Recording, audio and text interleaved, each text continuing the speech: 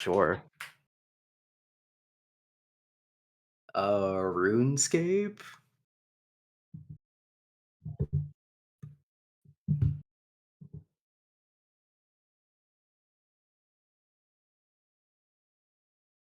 Hmm.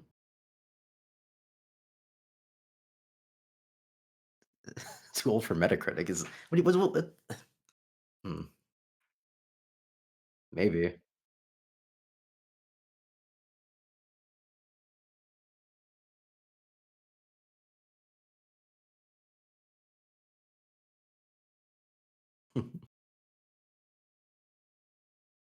Yeah, I got nothing.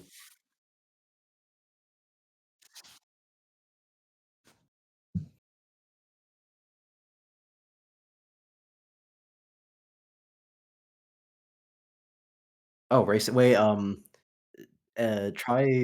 try SSX.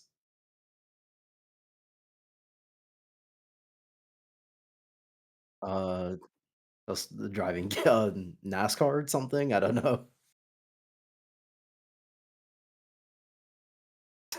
Uh,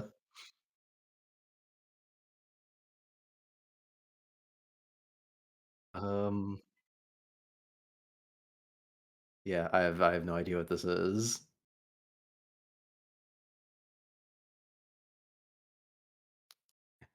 It's not Gran Turismo because that was exclusive. It's not Daytona because that was Sega. I don't know any other racing games that are, like, old.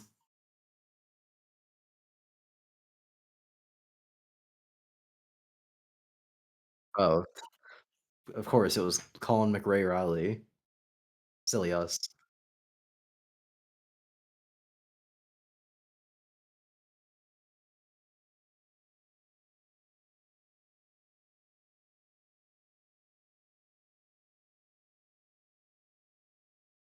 Hmm. No, it's definitely not Team Fortress. No, no, definitely not Overwatch.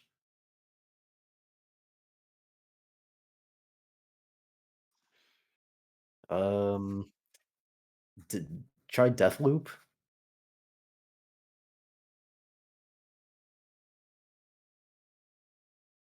1 word. Yeah. Oh, hmm. Uh, The Elder Scrolls 4 Oblivion.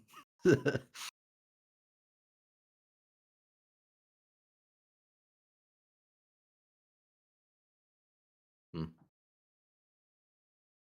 Eh, Fallout 3, maybe? Definitely not the the first one.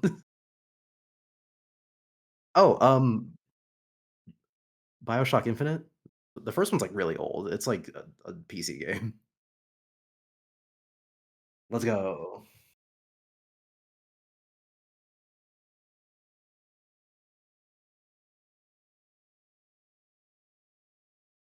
Did it not let you? Yeah.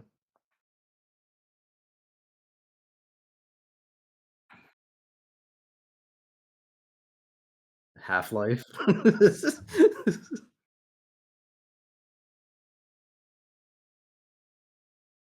The first one, yeah.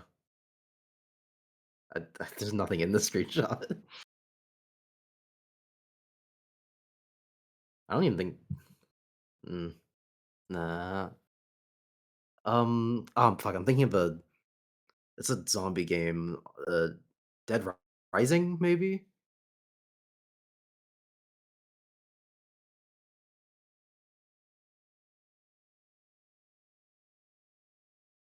Hmm.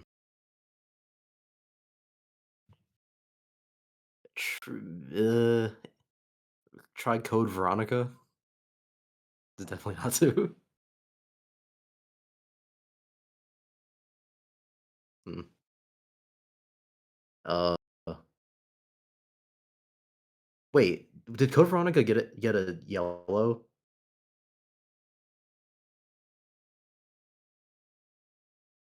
Uh, fuck, what else came out around it's not 6. There's no I mean, it could be 6, but I don't think it's 6. What the fuck Resident Evil game is this? It's not mainline. I can tell you that. It's definitely not mainline. So, maybe? Okay.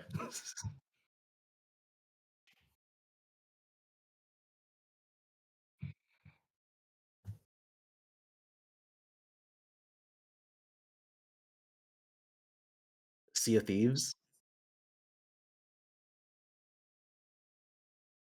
It looks like it kinda looks like the aesthetic if I squint and close my eyes. Oh, 64. Hmm, hmm. Return to Monkey Island? Is that how you think Spyro the Dragon is spelled?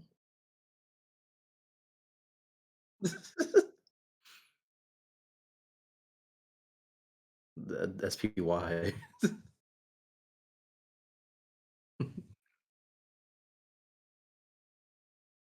PS2, GameCube, and Xbox.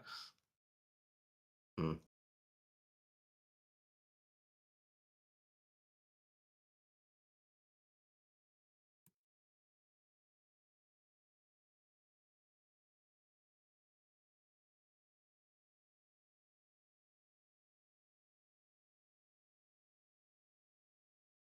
Whoa!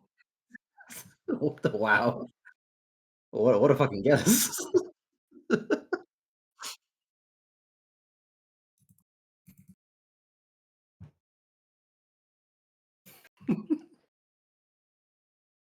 I've never even heard of, like, a Spyro A Hero's Tale.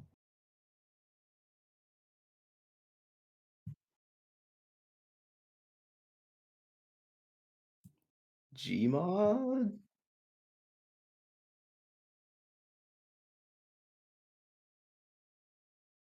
Mm, mm.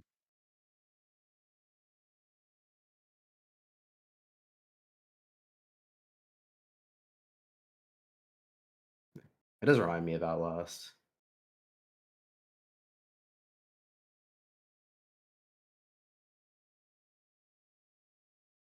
Yeah, no.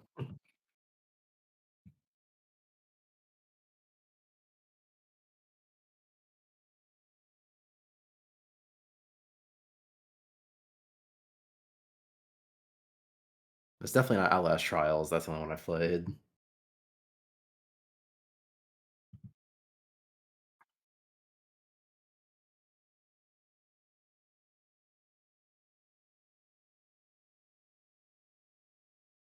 Mm, definitely not 1 or 2. Yeah. Wow.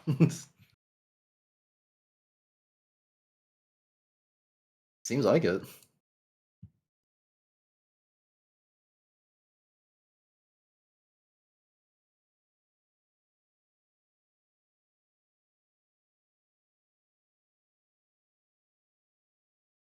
Duh, no. Mm,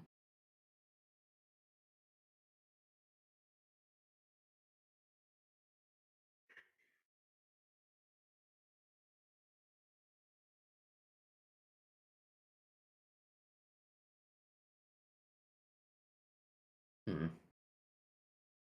Rayman Legends? Or, not Legends, Origins? No, wait, but 87 seems kinda low for Origins. Mm.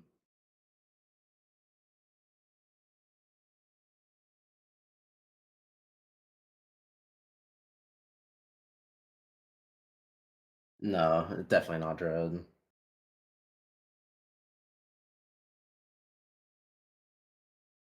Yeah.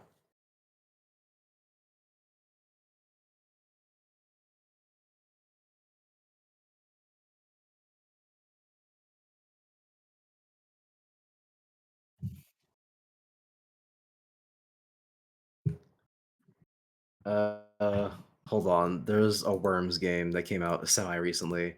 It was like multiplayer and shit.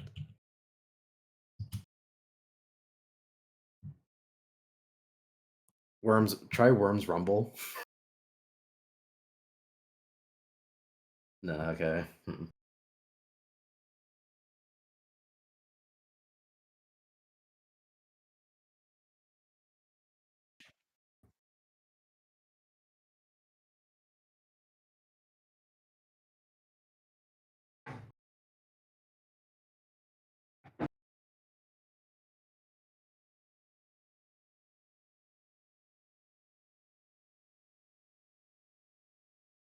Oh, it's a Shinobi game. It's the most recent one. Oh,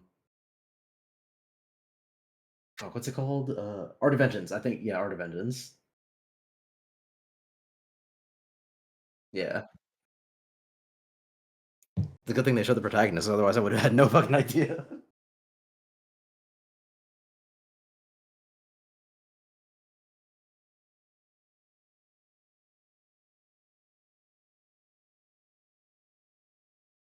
Uh,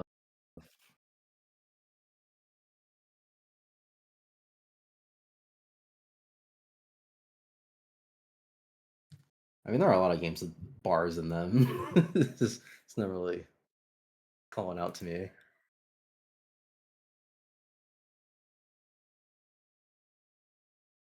I wanted to say Subnautica Below Zero, but I can't think of any UI in the game that looks like this. Oh, it looks like a party game or something. That's definitely a guitar.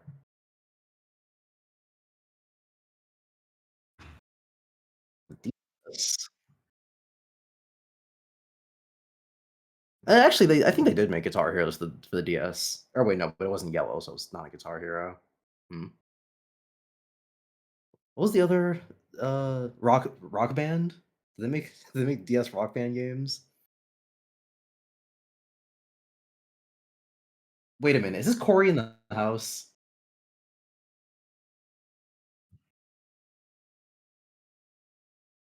No, there's no yeah, Disney Card.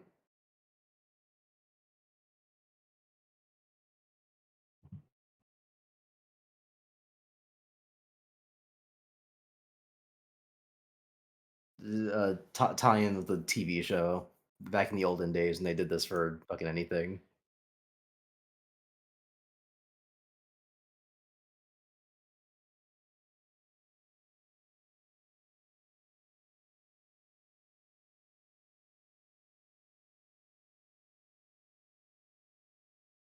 No way. That's Donkey Kong 64, I think.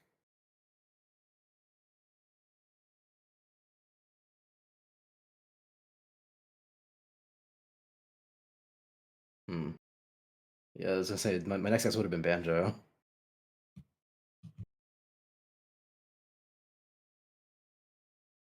What, Banjo Tooie.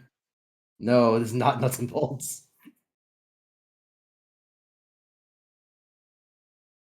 Banjo Tooie. Yeah,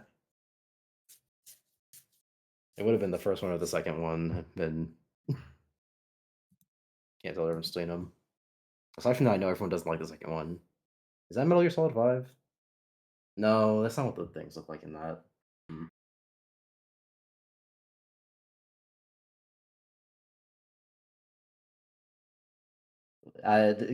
Given how much I played them, it's definitely not. I can tell you for certain that is not from Metal Gear Solid game.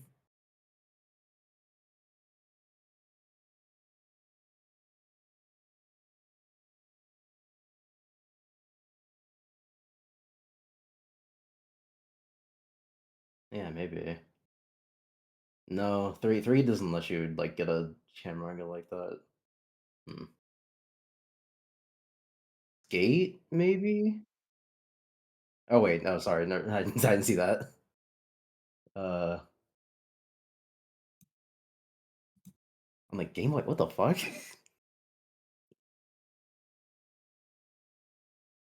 It must have had like a port to Game Boy Advance that looks way different, but this screenshot's from the console version because there's no way this is a Game Boy Advance game. Maybe it might be a Tony Hawk Pro Skater game. Uh,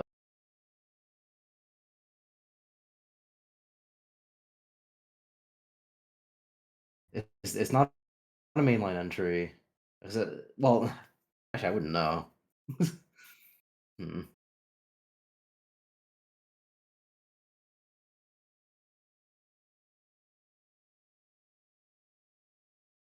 2002. That would have been way after like 3 or 4 because they all came out for like the PS1. So it's got to be like Uh, Underground maybe? Underground 2?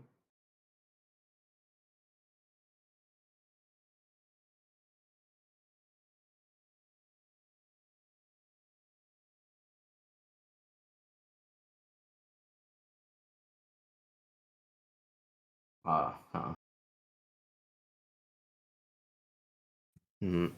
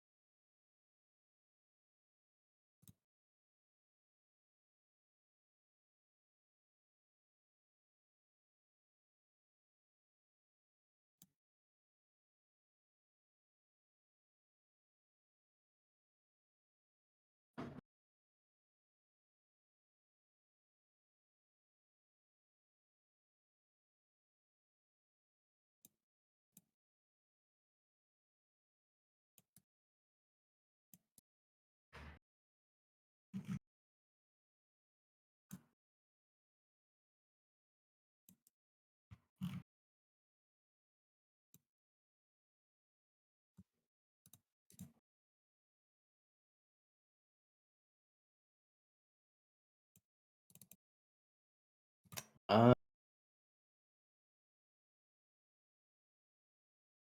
Call of Duty something?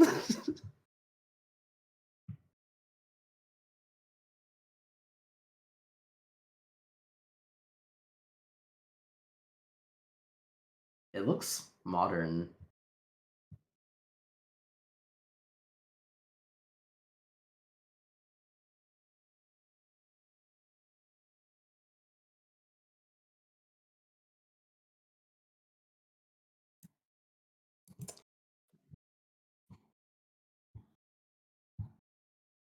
I'm trying to think of, like, a game with a beach on it.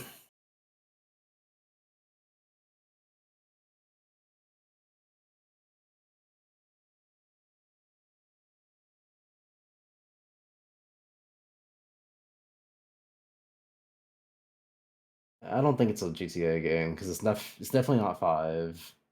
And then, uh, Assassin's Creed Origins, I think is the Egypt one.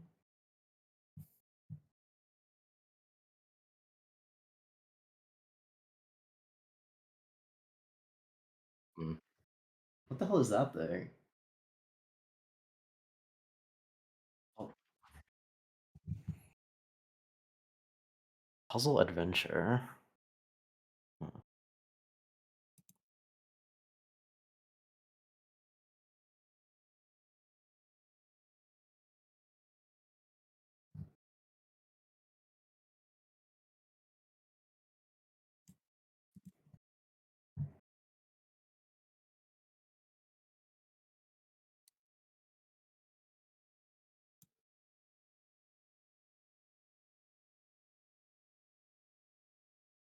Uh,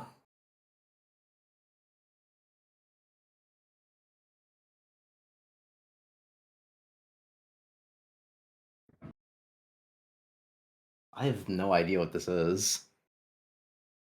What was the Metacritic score?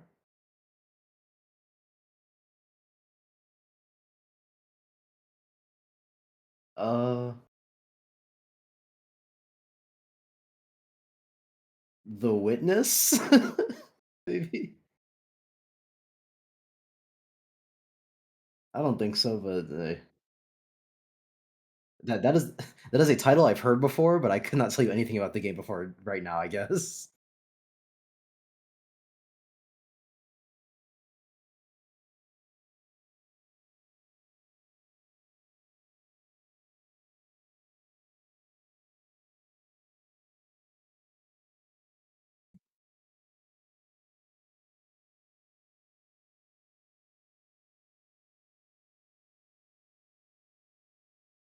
Oh, Saints Row 3, I wanna say?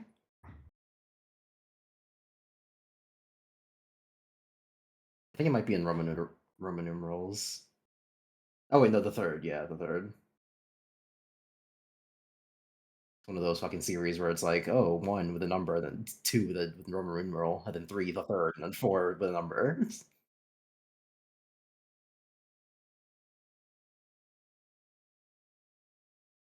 Or they just suck at titles. Uh, was um, it's definitely not. But I keep thinking of the like gritty Bomberman game they made. It was like Bomberman Act Zero. I don't think it is that, but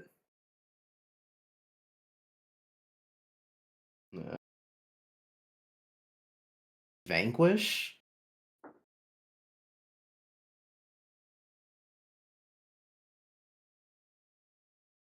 Hmm. What console was it? It did not show that yet.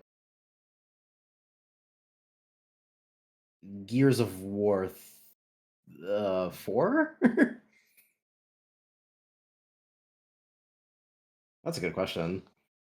I'm pretty sure 4 came out on the 360. Capcom. What the fucking third person shooter has Capcom ever made? That's the first one, but like I'm pretty sure the entire series came out on the 360. Because the first one that came out for the Xbox One was Gears of War 5, which they just called Gears. And everyone was like, why'd you do that? That's FromSoft, not Capcom.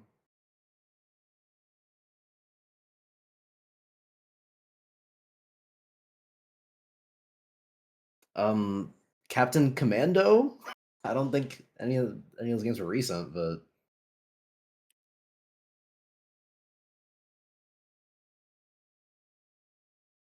I never heard of this. Not once in my life.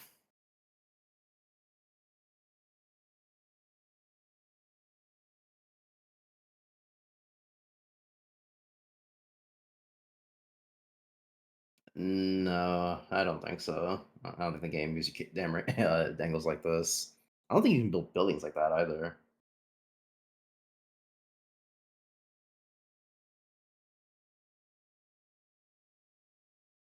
With a 90. Uh, 4 maybe?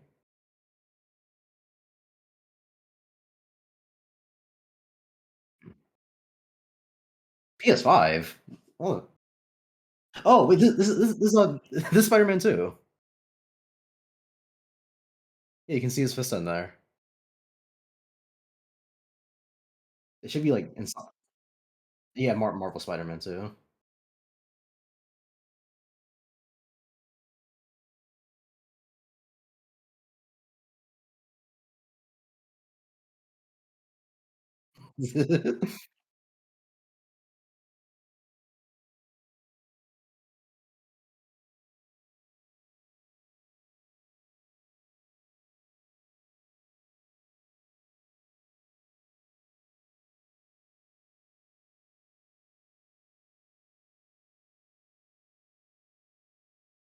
Kingdom Hearts 3.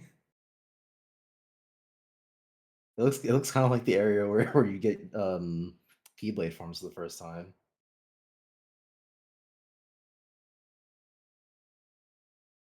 No.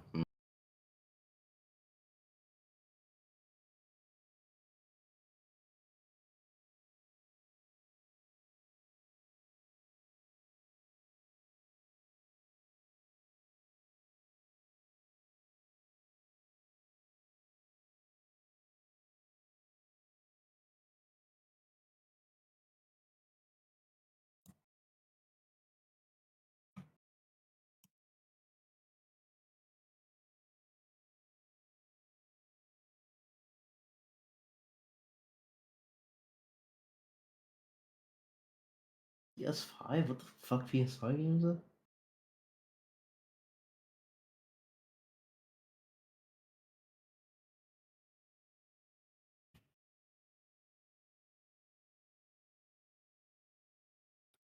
Uh, uh, I got nothing.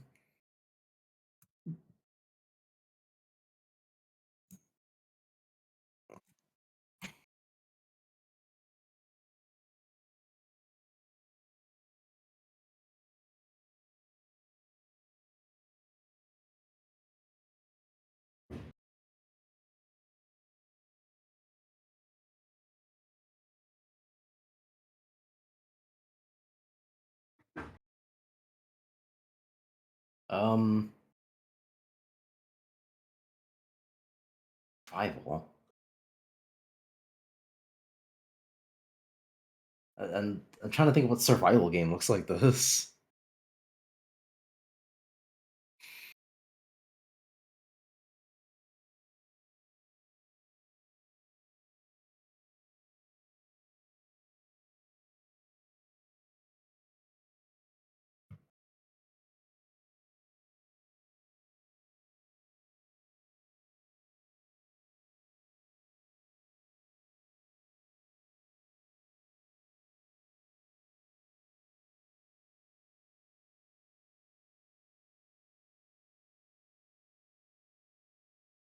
This looks like a game I saw like Markiplier. Never heard of it.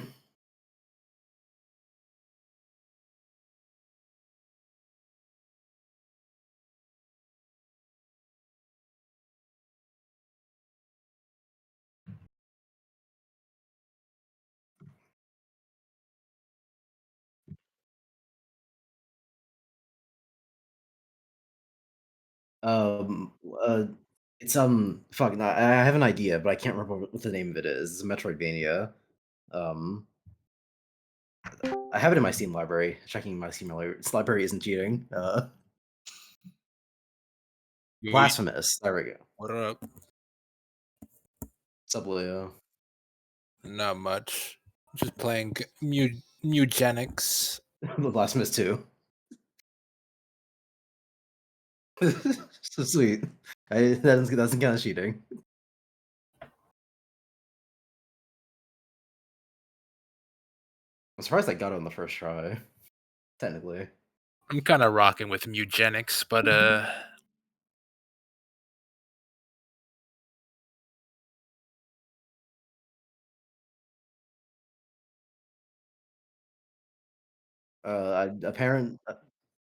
I hear mixed things about it.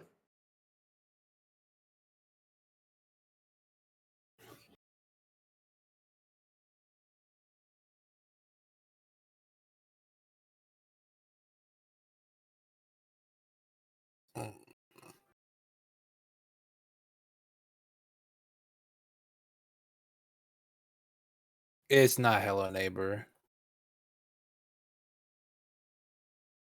Ghost Recon Wildlands.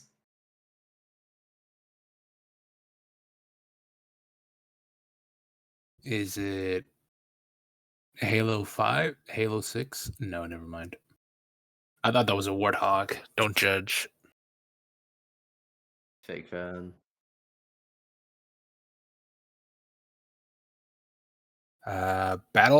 Battlefield 1?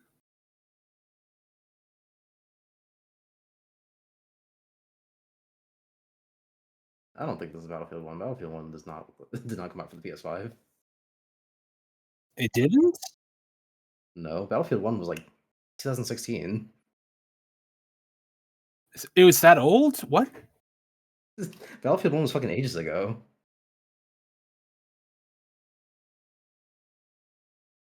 I thought it just 20 came Oh, out wait, like what? 2021, that was um Cold War?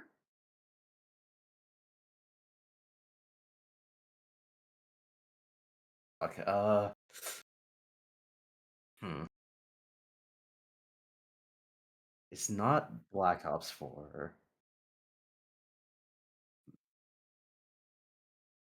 Modern Warfare, it's not Modern Warfare or when did Modern Warfare 4 come out? That's a good question. It could be Vanguard. No, maybe I'd fucking yes. Vanguard it I was was. my guess would have been Vanguard.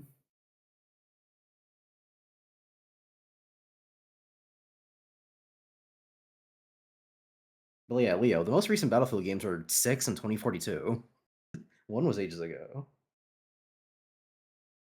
Time flies, I guess. We already did this one, remember? No, I did this. I did this one. So I'm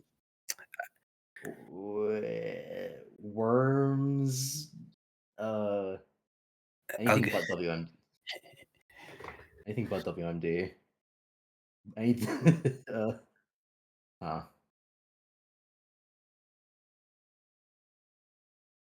H Mart sponsorship. All you'll get is silence from me.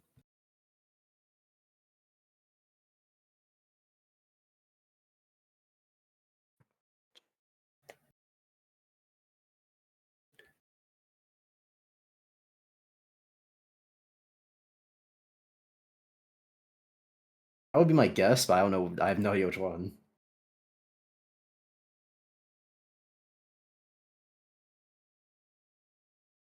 It's not G. Maybe. Yeah. Let's say because GX is the GameCube one.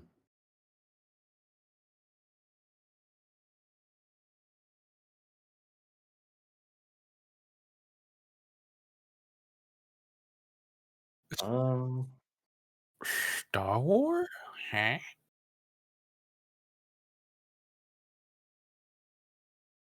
Probably not Battlefield.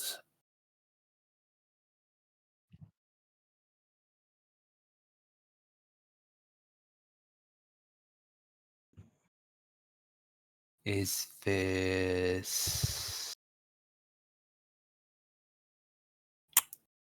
I got nothing. Oh, it is Metroid. Oh, yeah, it is. I thought it was going to be Metroid, but like I'm I don't not know enough about the UI to be able to tell off the top of my head.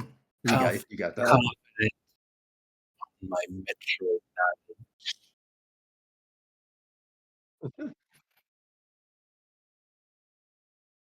Glad you know. It was both unconfident in my guess, but I was like dead on. Strange how that happens.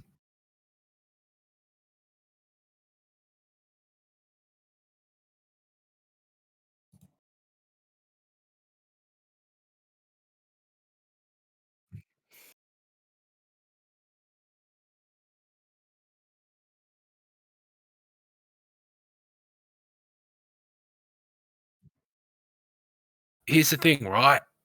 They ain't gonna make any good ain't gonna make any good games. Best you can ask is decent mobile games.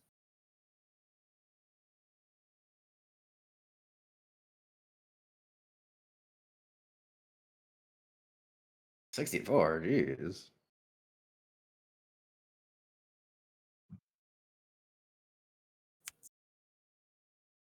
Is it like a new Prince of Persia title? Did that come out recently? Uh, Semi recently, but no, it's definitely not that. That one was 2D.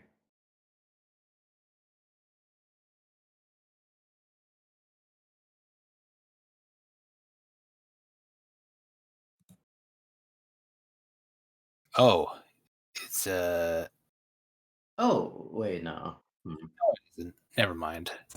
I was going to say that it looked like Batman Arkham Origins, but I don't think that would have gotten a 64. Like people didn't like it, but they didn't hate it that much.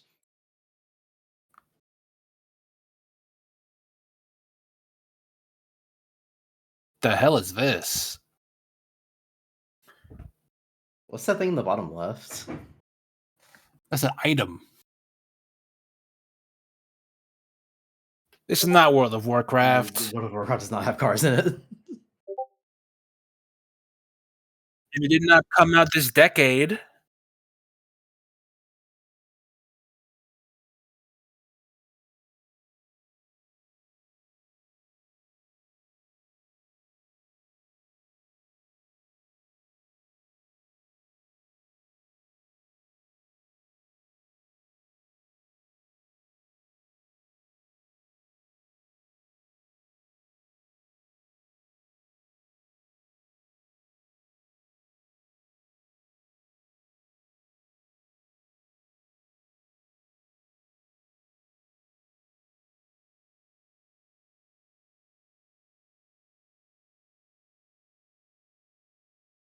Don't this look generic? I have no idea. This looks like some shovelware bullshit. Never heard of them. Oh, wait a minute! I was about to say Darkstalkers 3, damn! I was about to say it too. I've never even seen a Darksiders gameplay. It looks exactly like the first Darkstalkers. Well, the combat anyways.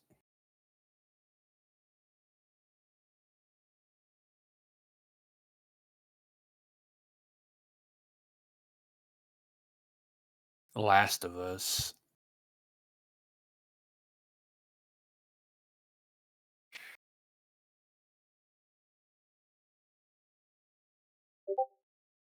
No, don't ask me which one. That's just my first guess. Huh.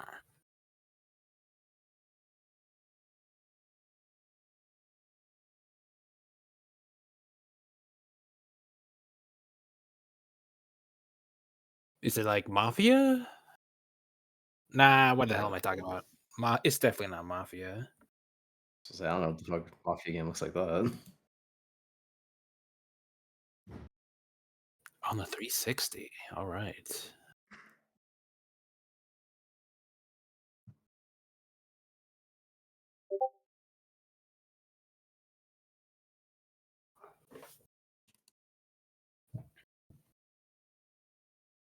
Is it?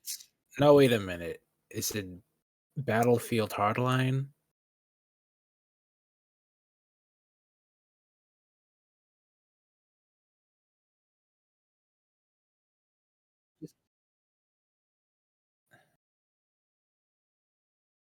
No. Battlefield 3 then? No, it's on the 2013. Mm. Which one did you just try? Battlefield 3 and Battlefield Hardline. I think it's 4 then. Eh. See, I used that gun from the 4th example in Hardline.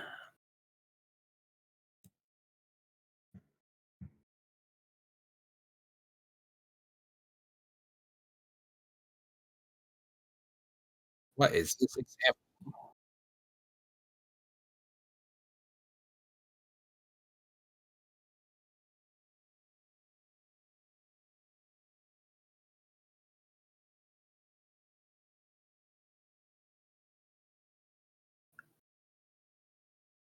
Mm.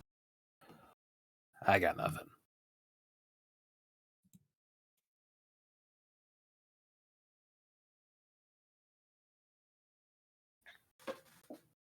Huh.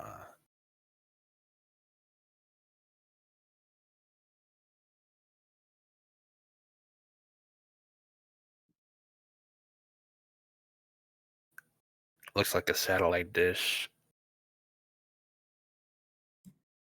Or not a set uh whatever the dishes that they hear from outer space, those types of dishes. It might be maize, as in like corn, MAIZ.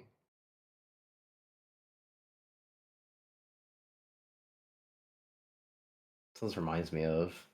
All right. Stealth. No. Well, it would be tactical espionage action then.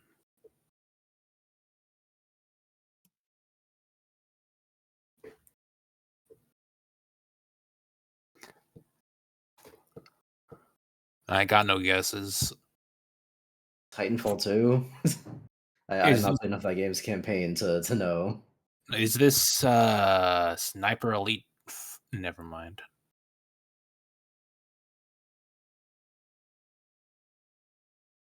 No, it's not Sniper Elite. The heck is CL Games? Yeah, I think it's supposed to be CI.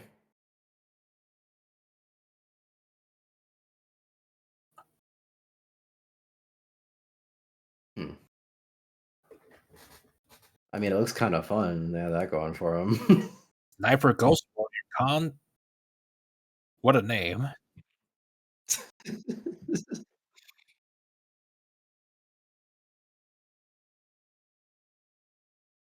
You watch movies?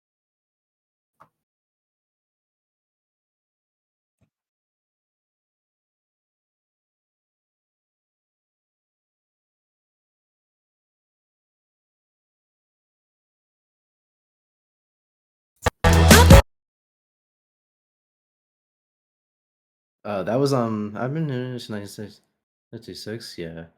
I know the lyrics, but I can't think of the song. It's in 1966, yeah. Da, da, da, da, da. Sucker. That's what it's called, How'd you I get that from think. the Half a Second album? Half a Second song. No, not Jonas. I don't think it's Jonas Brothers. Hold on.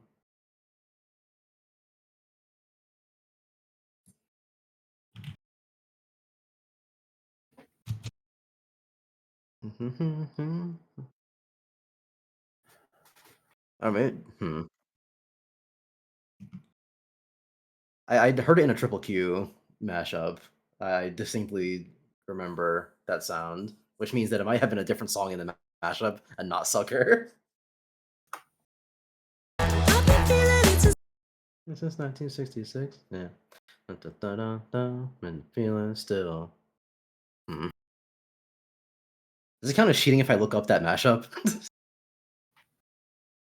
Probably.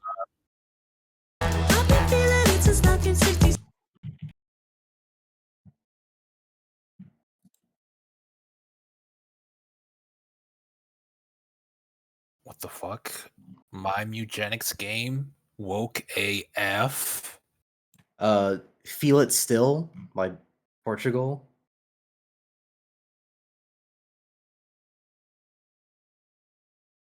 Yeah.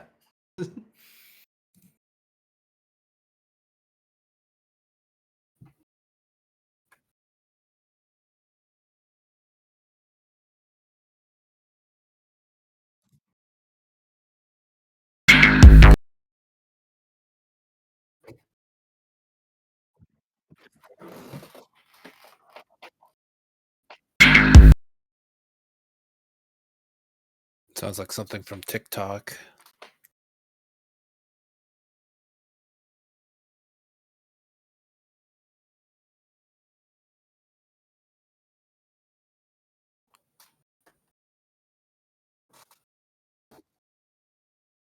How'd you know the song name when you just said you didn't know?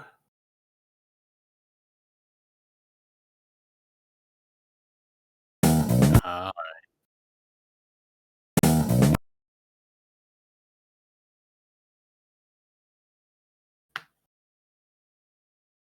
I don't listen to anything Uh, on the radio.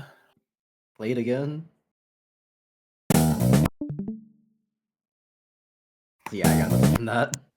What's up, meme?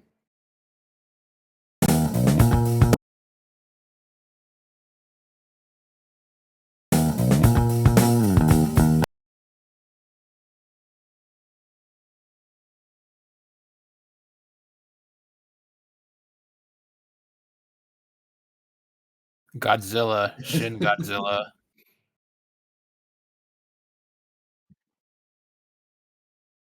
Yeah, that doesn't look like Shingatsu to me. That doesn't look like Tokyo. I remember trains. Yeah, there's trains all over the goddamn world. I remember 6 lane. Oh, it's probably not 6 lanes, but like I remember multiple lanes of trains.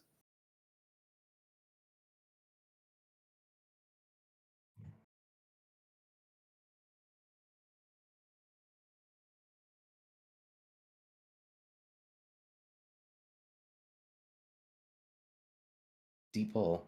Is it Train to Busan?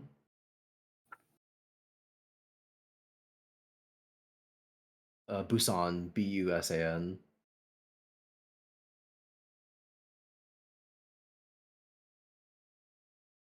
I still need to watch that movie.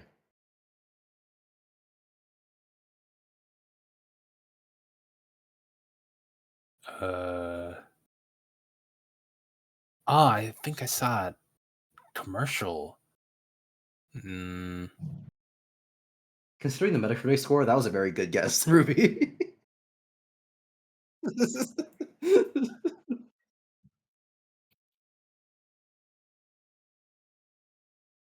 what type of crack you smoking? None of those movies were Considering good. well, hold on, no, Alvin Chipmunks 1's actually pretty good.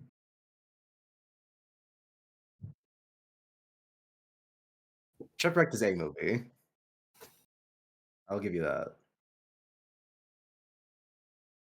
I have no idea what's going on in the screenshot. I wanna say Love Island. No. Love Island's a show. Yeah, it's a show. I there was a commercial I saw, like, last year where there's, like, generic teenage w si what's the word? Uh, thriller, that's the word. Though it's a adventure fantasy, so I guess it's not that movie.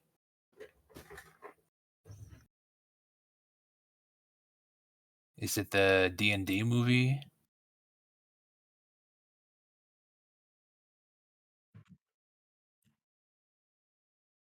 M. Night oh, wait, fuck, what's the um, no, the Signs? That's what it's called? The one uh, hmm.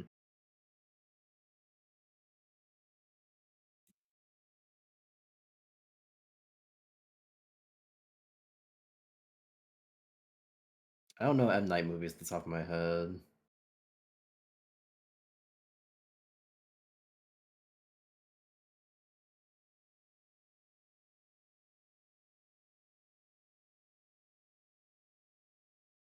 Oh. That what the heck?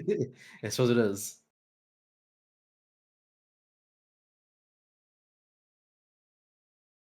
It could be any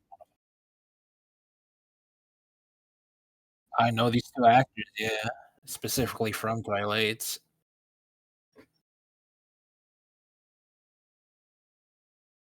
The Hobbit.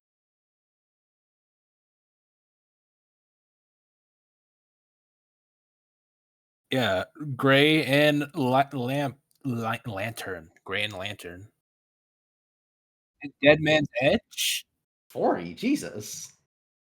Uh, Pirates of the Caribbean, Dead Man's Chest, not Chess. I'm certain that it's that low. People were just not having it with the Pirates of the Caribbean that day.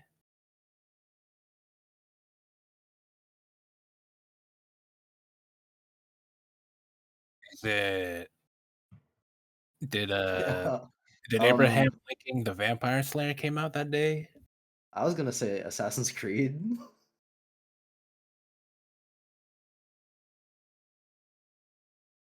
They made Assassin's Creed movie yeah, I thought they only made 1.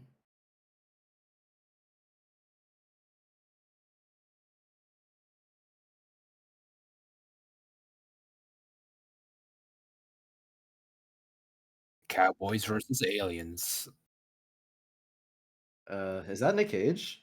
He's not in that one, no. What the heck?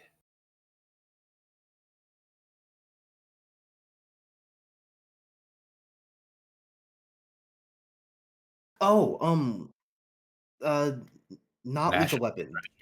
National Treasure, yes, National Treasure.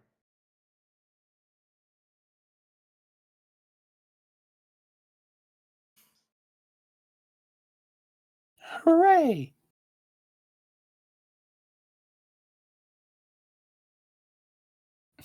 It's a basic opera theater.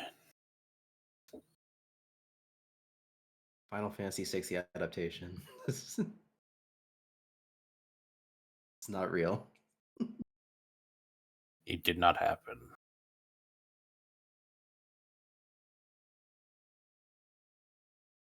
'Cause 'Cause Sakaguchi was like, "Final Fantasy is a cinematic series, therefore it must have movies because they're cinematic."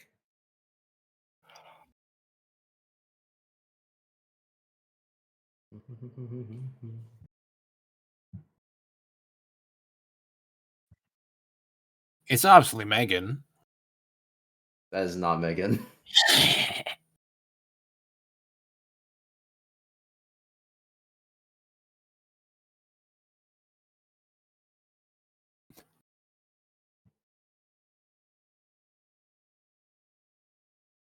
Is it? Mission Impossible 5, which is I think Rogue Nation,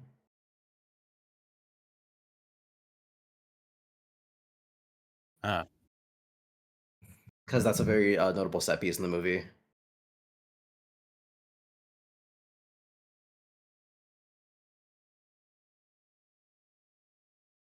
I'll say I did literally like just watch them like a few months ago.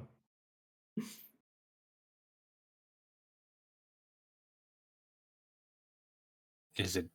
Is it? Nope. This looks far older.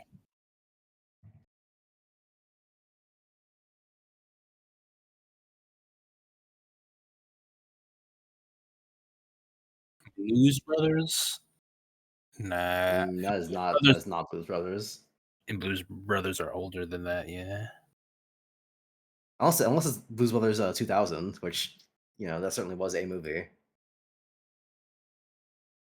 that did exist according to some people.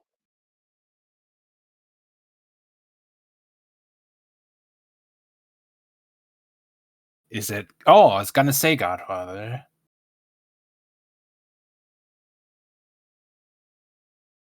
Not not just Godfather. Jesus, let me finish. Wait, is it Scarface? No, it's not Scarface.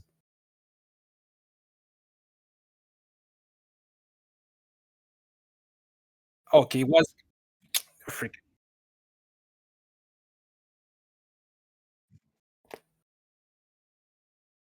this franchise is like 30 years old and like multiple movies in the past 13 years and then all those just Yeah, I was also gonna say Ice Age, but I can't think of any scene where this happens like specifically. oh, is Rio Oh, 2.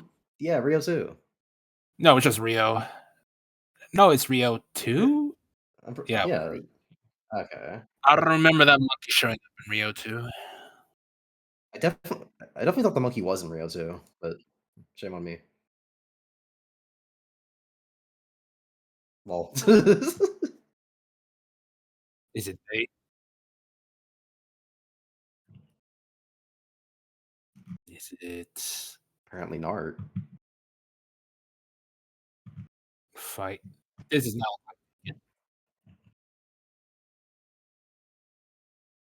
not Terminator.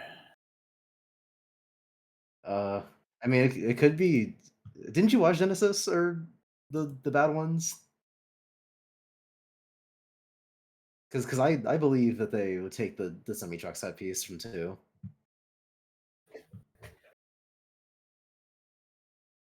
What the heck is this? Yeah, I also have no Pachinko. It's Al Pacino, yo. It rhymes with Dunkachino.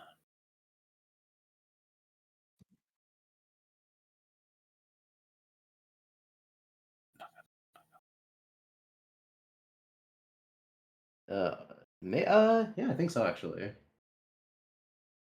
It was this movie with Al Pacino and uh, Ah,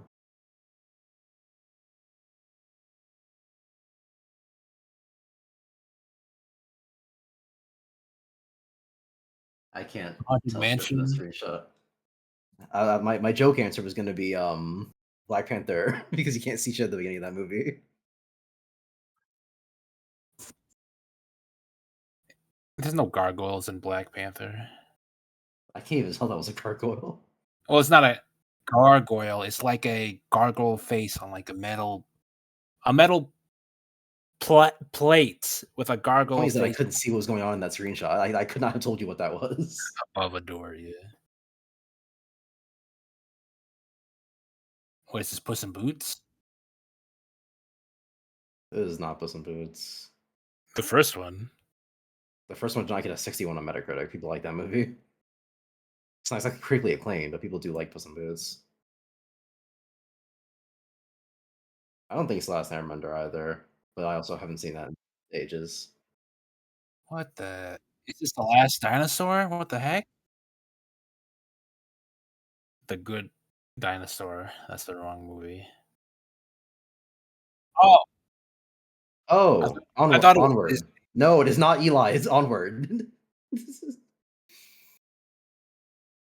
Oh, what Disney movie ended with You you're thinking of Eli from Earth, which, like, just came out. Just is a strong word, but it very recently came out. Twin Towers?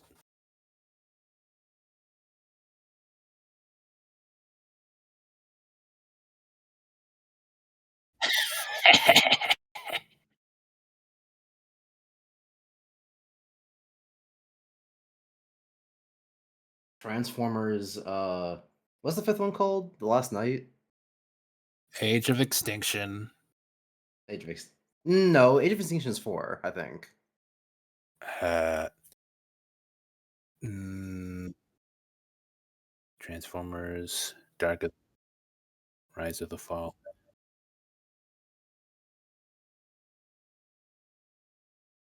Oh, yeah, that's a Terminator. That's 5th, yeah. It's Dark Fate.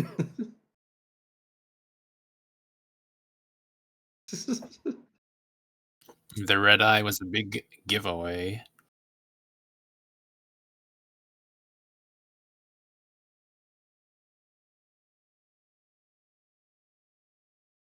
Is Jason Bourne. There's like Yeah. 7 Jason Bourne movies, don't even try. That's just the biggest guess out of the wazoo.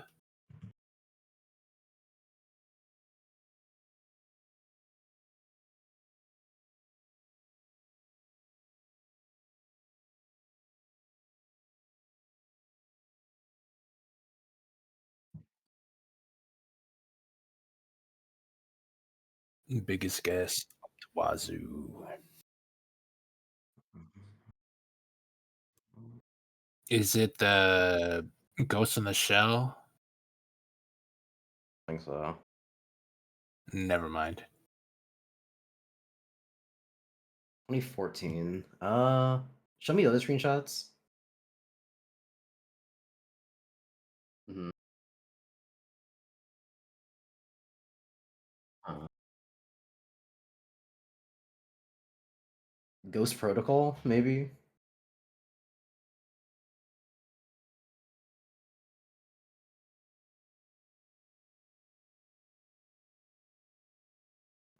Yeah, I'd say it's science fiction technically, but yeah, no, it's definitely not Mission Impossible then. Well, no, I know it's not because we already got 5, and if it's not 4, then it's definitely not 3. So it's not Mission Impossible.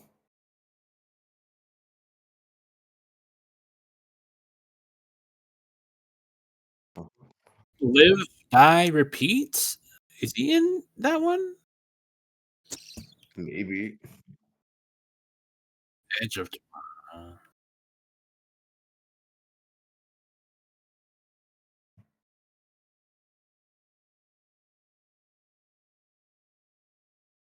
This is obviously Europe.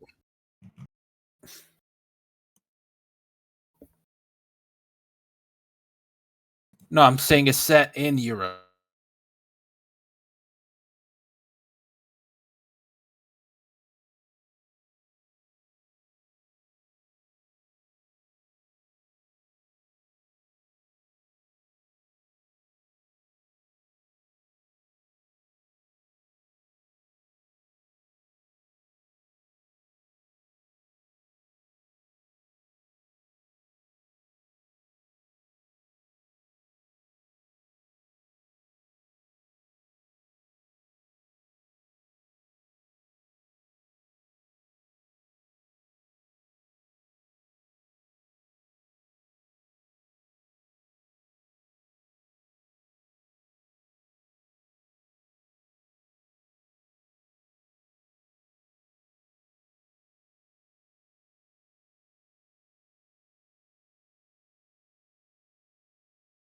got a 43% on Metacritic. So, Peter Rabbit, what the heck?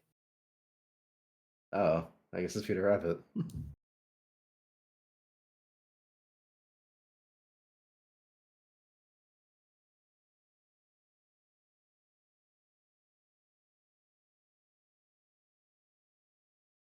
It's a good guess. That looks like a maze.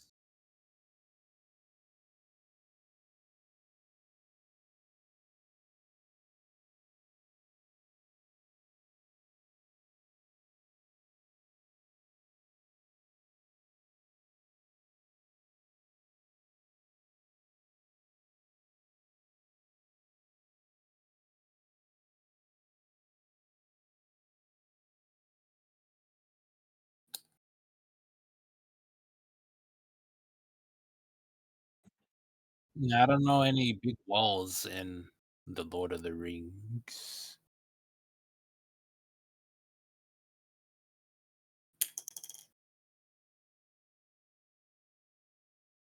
Or or 2 hobbits. Ooh. It's definitely not the hobbits.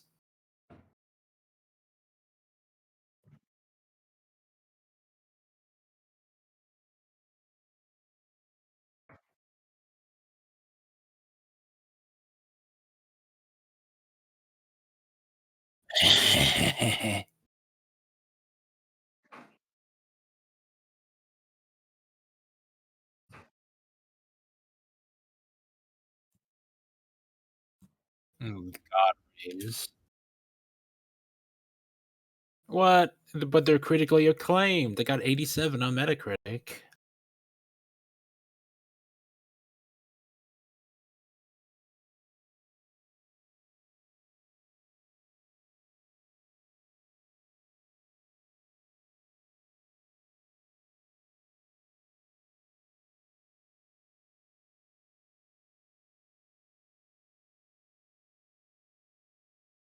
Never watched the extended edition of anything first.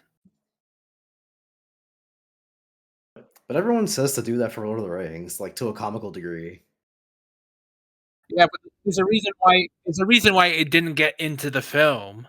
Hint, hint. Well, there'd be a bunch of different reasons they don't get into the film, so it's not True. perfect metric.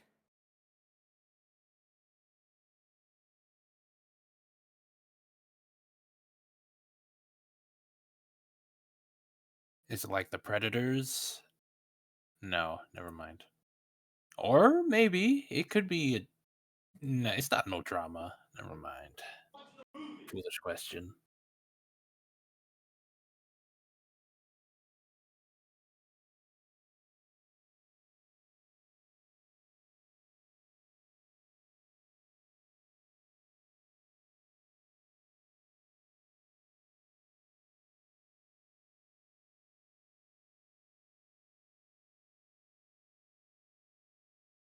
No, I got nothing.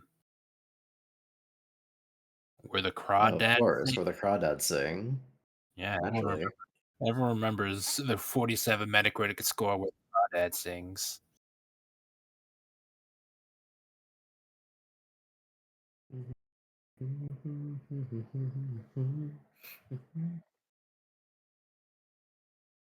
Lion King Lion King 2 it is.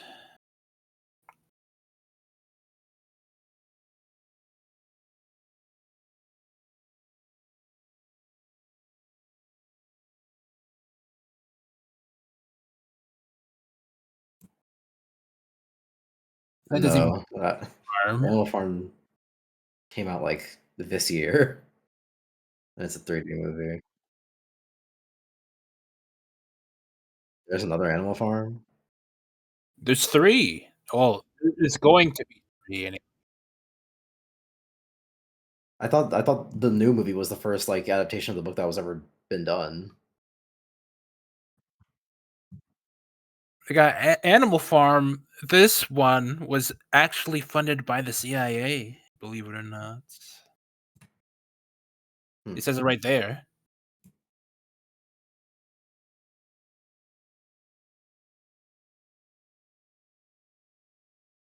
yeah, it looks like Yeah, it wasn't crazy. I was like, it like just came out. It's out? What the? Yeah.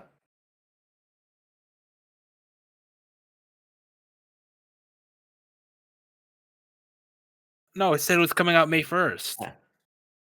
Of 2025. Leo. Oh, it said 2026 there.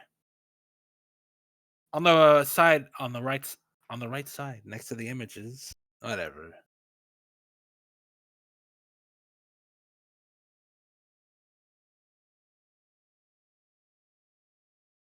God, that yacht on that guy. What the fuck is what the fuck is that? That's the flowing of the shirt. Never mind.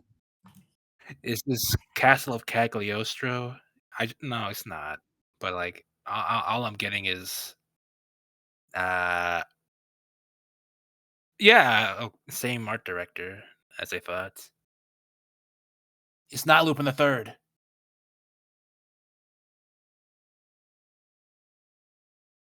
Uh, Miyazaki films. Porco Rosso? With a C instead of a K. Or Porco Rosso, yeah. Okay, never mind then.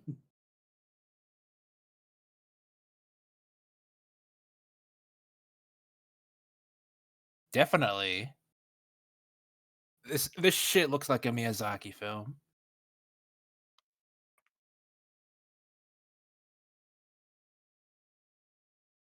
Castle in the Sky.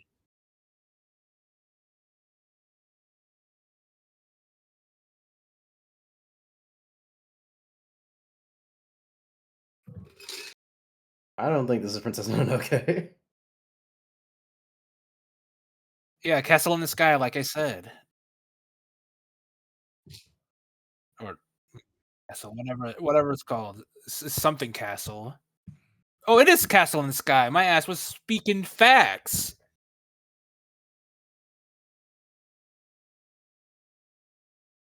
Frankenweenie.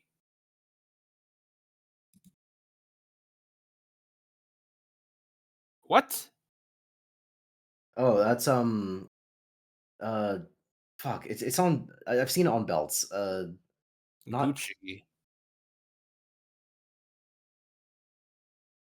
Correct. Oh, I, no, I still got nothing. It's not it might be Gucci. Gucci.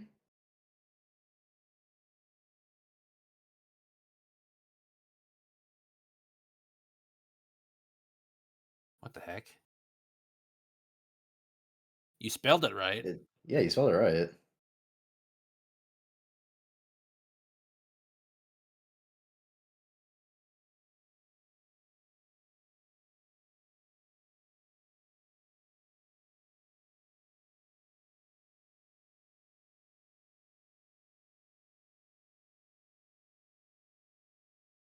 You can stop looking now.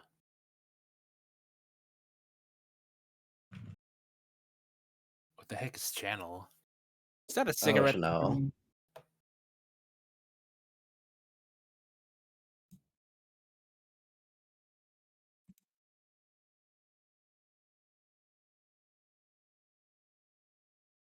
That shit crazy.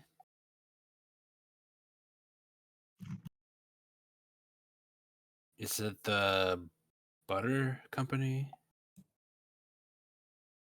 Nature made but no, it's not blue, so Ohio State flag?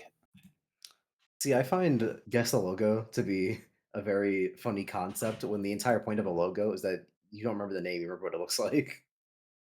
It's a fashion company, alright. Channel.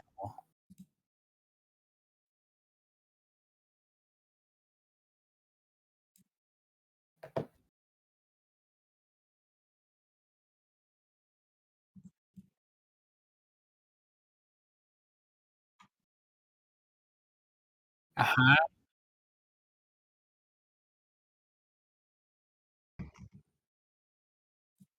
Vimeo. Yeah. The decrepit younger sister of It, it's YouTube. gonna replace YouTube, guys. Just hold the line.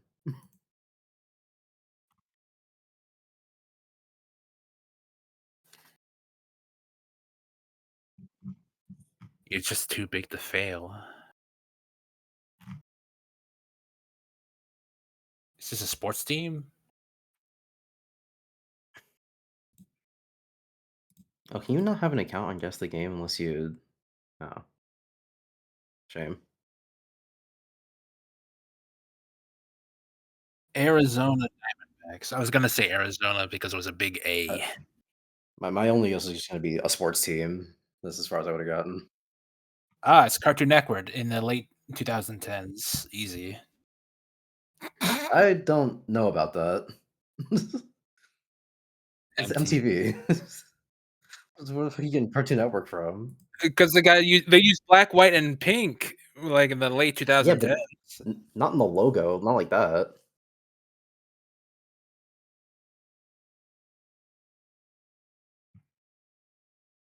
Dick.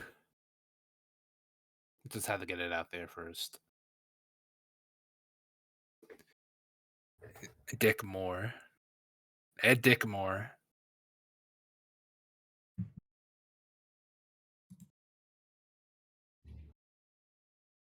Arctic Moore Dick.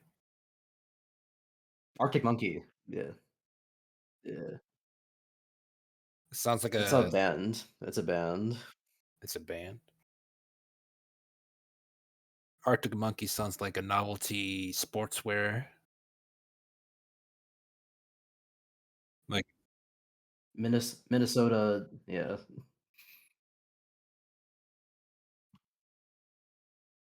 As Timberwolves. far as I got Minnesota right and it wasn't Michigan.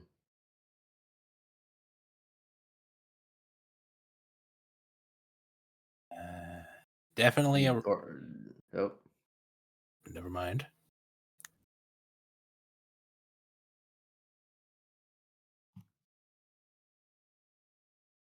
Beverly Beverly Hills.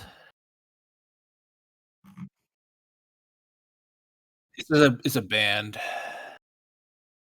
And they want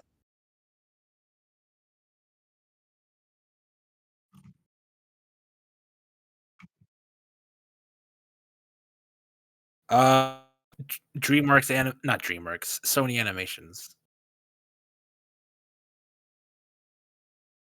are we Sony sure about that? Sony Pictures and oh, never mind. So, that's not why.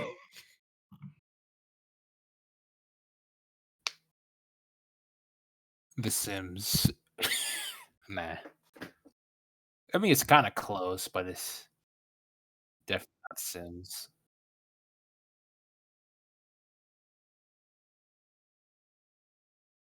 ChatGPT, what is Cisco?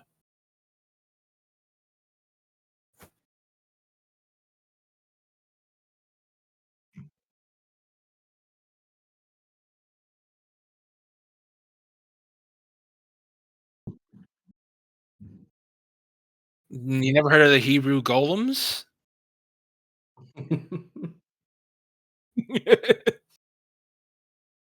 The Luxembourg, okay, never mind.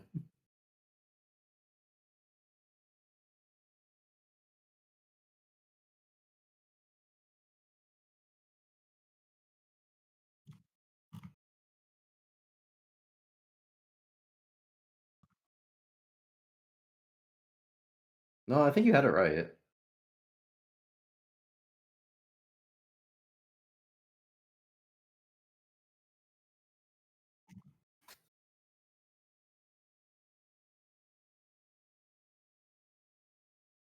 Soccer club.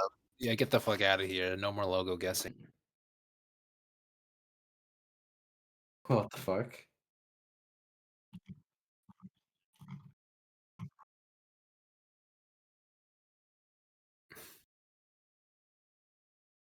Types in 39.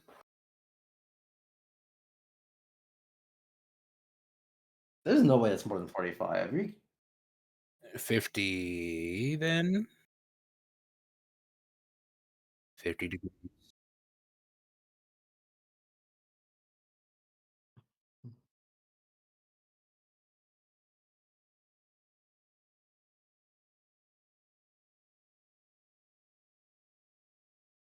Is that What's or wait. Oh, yeah, it's going the other way.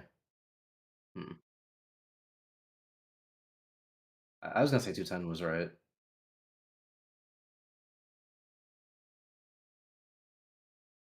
222?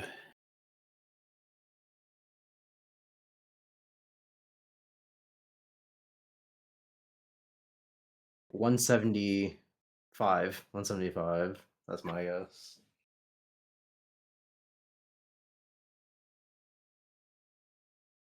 It's not even. It's like 140.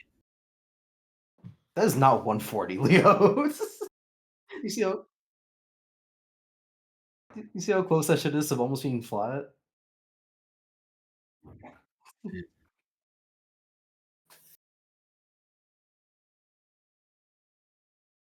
See, I should be really good at this because I always get annoyed at people forgetting idioms wrong.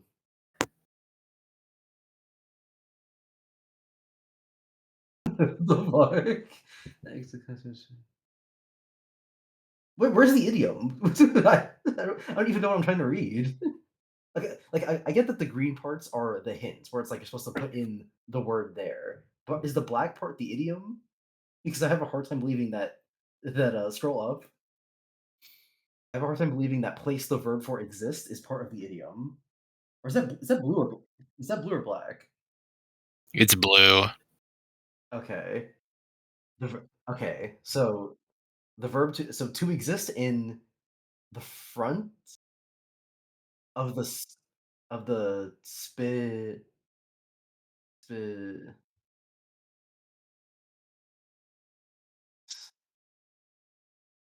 on a mailing label? I don't know. Who the hell would know that? I think now would be the decent time to look it up. Rhode Island. Well, no, I assume they mean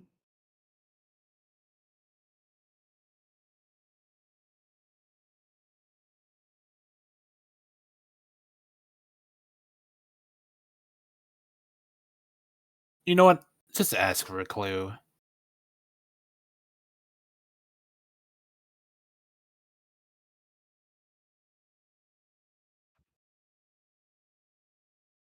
oh.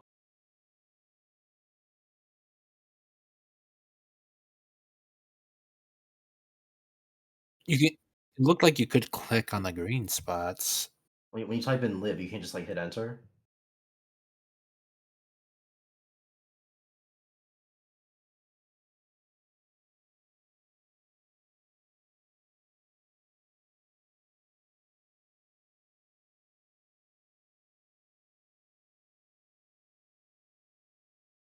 No, you're on the wrong thing. You're Oh, you're click on the highlighting blue one. What are you doing? you're highlighting the spot your teacher moves to. What's the spot your teacher moves you to when you're talking too much in the back row? That isn't just the front. Detention. Well, the corner. Is it just front? Is it just front? Just type front. Why are you typing in a bunch of other bullshit? Okay, so it was front. Yeah.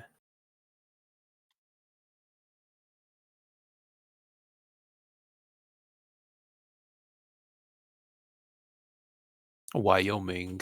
There's nobody in Wyoming. Yeah, I guess it was Rhode Island then. Okay, it was Rhode Island.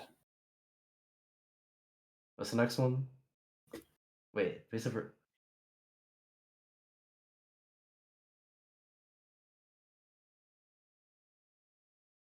fucking fuck off.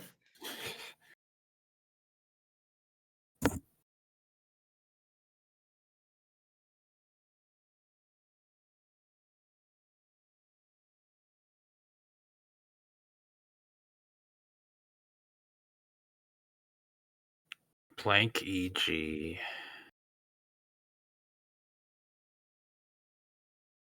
BEG. Veggie.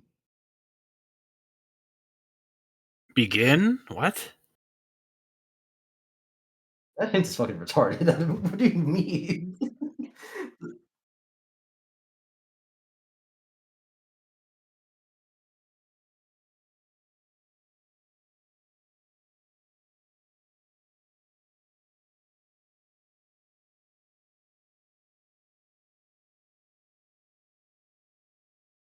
I ain't no alcoholic, but I have no idea what this talking about.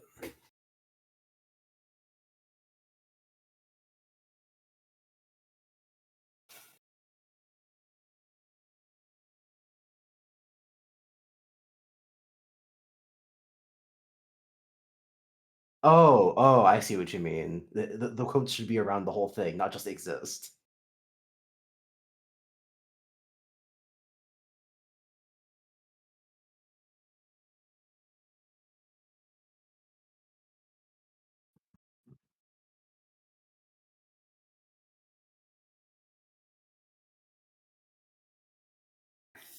I don't know any John Mitchell or Johnny Mitchell, I should say.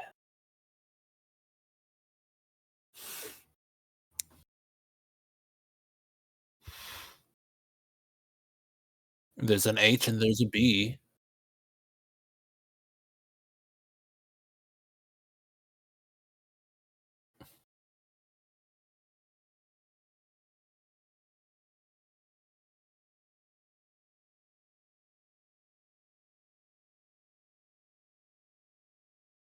Both.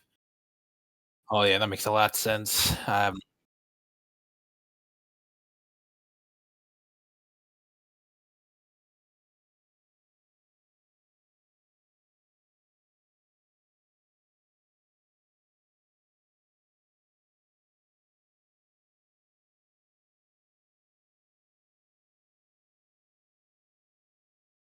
Well rested and well asleep.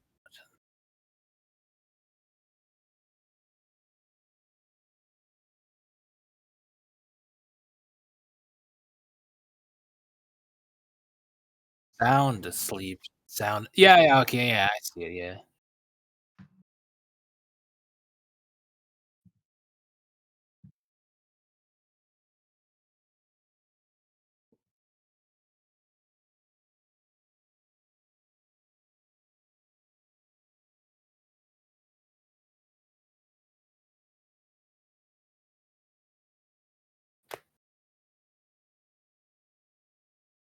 It's clever. It's like a riddle.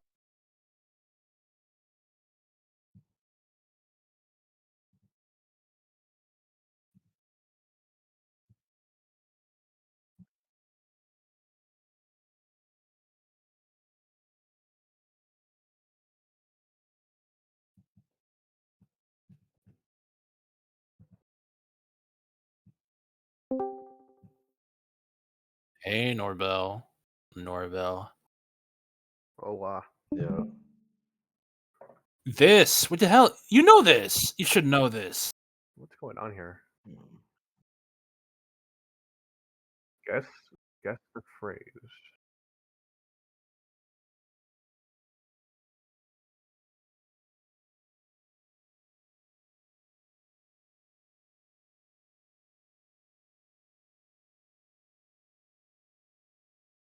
Begins with the sound a snake makes.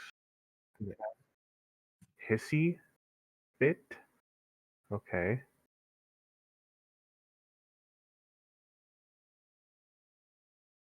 I thought they were gonna make a word example. Actually, I'm not even certain how they were gonna make the guess the phrase thing. Well, at least it was interesting. But I'm too uncultured to do this one. I don't know. I mean, I just never felt in the movie mood, you know? I like video games as my preferred medium.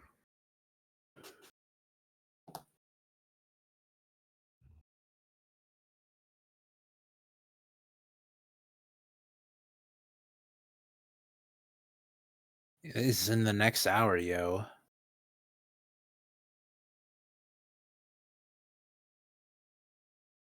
Balatro. I'm 100% certain it's Balatro. This could literally be anything. I'm pretty sure that's the background in Balatro. Boom shakalaka. That's addiction. That's what the background looks like. I didn't even play it for that long and I recognize it.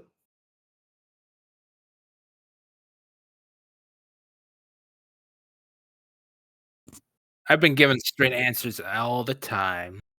It was just only half a second. What's the word? Guess half second guesses.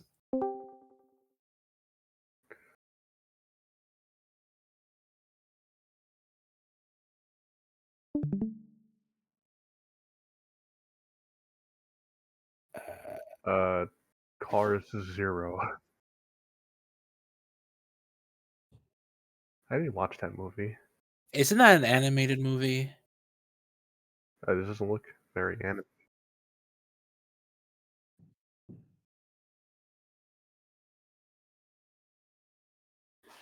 Just click.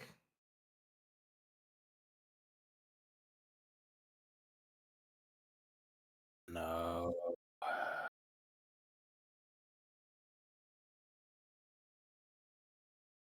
Damnation. Yoon Commission?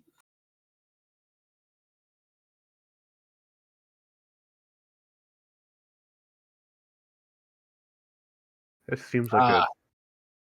It's Cuties. No, It's how not would you? Cuties. Certainly How, not. I mean, they look way too old to be children. Man, I gotta watch movies. I'm such a loser.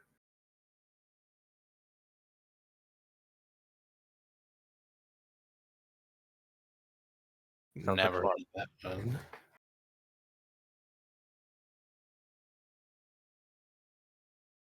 Oh yeah, Ten Ring. That's I Iron think Man 3. it's been so It's long since not I the watched first Iron anything. Man, for God's sakes. You just type in the first Iron Man that shows up.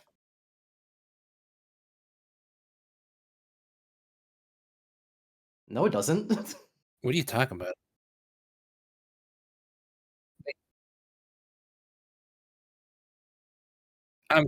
Well, I'm certain that they Does Ten didn't Ring? Does the reference the Ten Ten Rings come up? Rings. Does Ten Rings come up in Iron Man Yeah. 1? Well, no, they do reference the Ten Rings in Iron Man 1, but I don't think Yeah. they show that logo. Wait, That logo it was like specifically is from 3. that was the gang that like tortured him or whatever, right? Yes.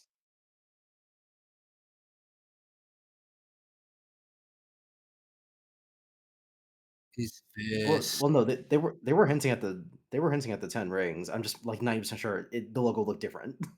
Iron Man is like my top 3 movies of all time. I think I would know. Oh, what's going on with uh, that Coca-Cola? Dive? Not Dive. Blade Runner. Yeah. Who keeps track of Metacritic scores? The Blade website Metacritic, Blade the Runner. website Metacritic, like you can look them up with your Yeah, eyes.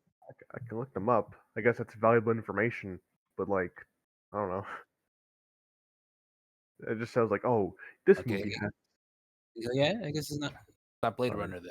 like, don't you know, this movie is one of thousands to have a 75% on Tomatoes. It's like, oh, I guess I gotta go to my recesses of knowledge for that one. I mean, it's gonna give you a good ballpark. If you see a Star Wars movie with a 75% on Rotten Tomatoes, it's a good chance it's The Last Jedi. I don't know. I don't know. I don't keep accurate review Well, if scores. you're a Like, movie head, I'm sure people would like to look up. Ruby, you have to remember, a 7 for general audiences is like a 2 out of 10. they associate 70 with like grades. Yeah,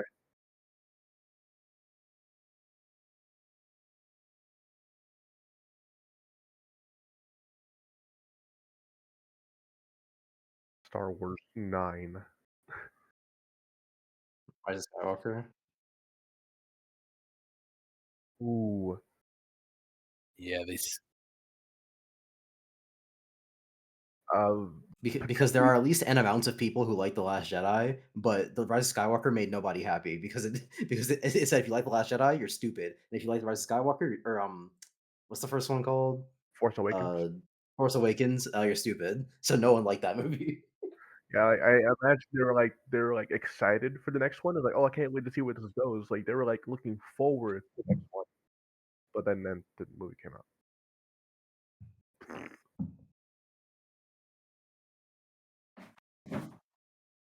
the puppet movie. This movie, name. Chucky. There's several.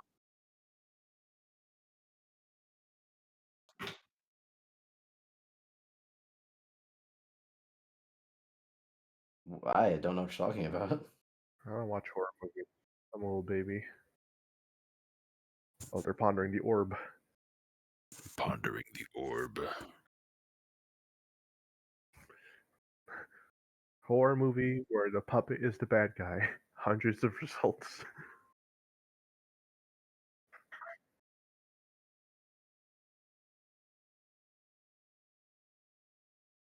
Five Nights at Freddy's. Five Nights.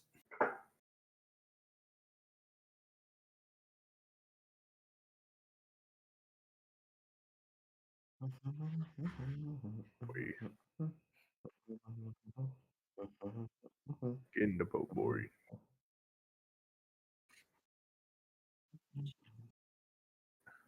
Enchanted. You sure? You sure?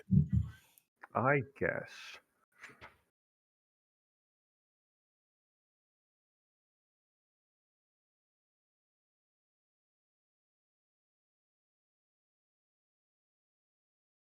Downward spiral, downward spiral.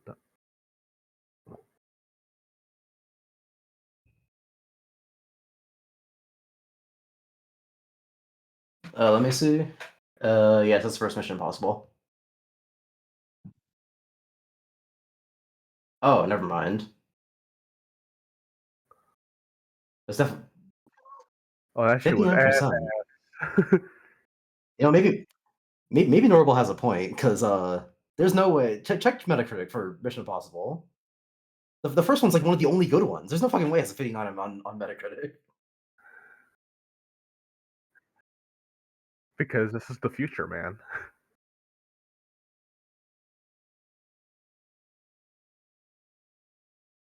AI mode.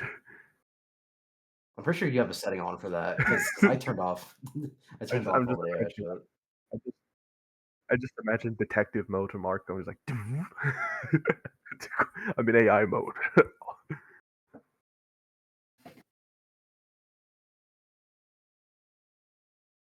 So wait, I have I have an idea. Maybe go to Metacritic and search it there. 59. Holy Based on shit. Yeah, critics. no, maybe Norval has a point. There's no fucking way.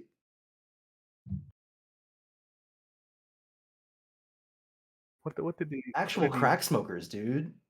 what did these what did these miserable people say? Like, I think it's based on the professional like critics who have nothing better to do in their lives and to be mad about movies.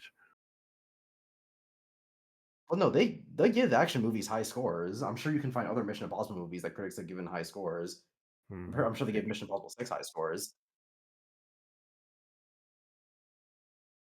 But it's a fucking crazy to me that they would give 1 this score when among Mission Impossible movies, the only good ones are 6 and 1. Uh, sorry, I had to throw. 5 and 4 are okay. They are Washington, decent movies. 3 Washington 2 and 3 Post. suck. Man, Everybody's so calculated.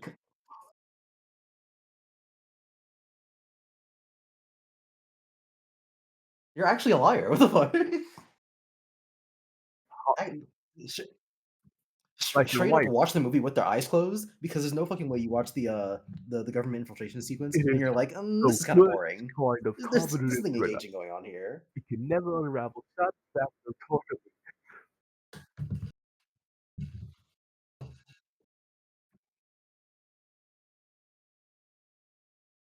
It's not even that confusing. It's a very straightforward movie. I don't get it. Who is the what's this guy's name?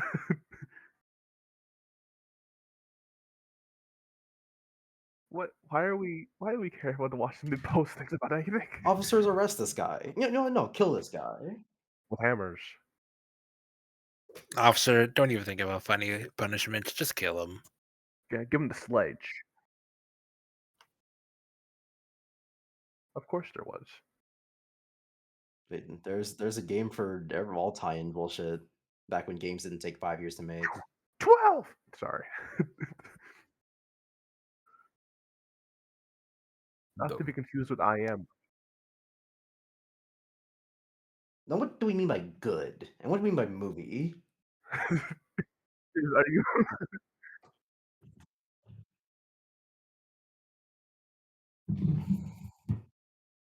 is it possible for a movie to denounce its movie like this? I don't know, man. I think The Mummy killed Bruce Willis's career. It's obviously not that good. I think so.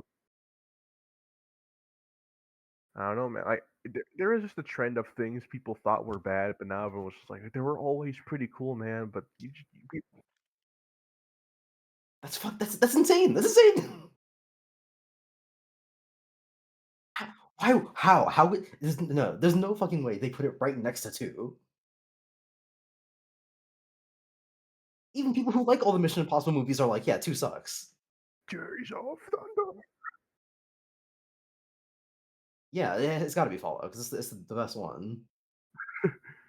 Is He's not there making anything that above it? right? Or do they both have 81? No. Oh, they're not in order. That's interesting.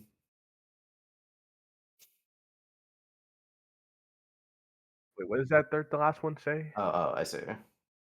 Minority Report. Sorry, that sounds pretty bad.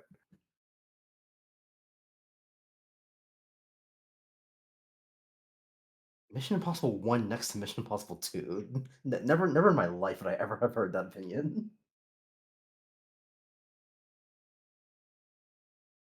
Yes, that's true.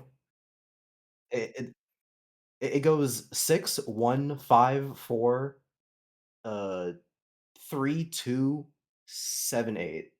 That's Julie Cortez from Spy Kids. Yes.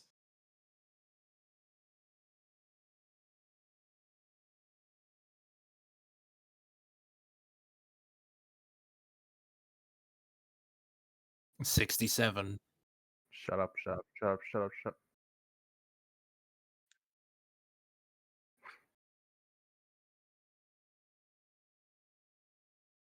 Why is 62 still in the green?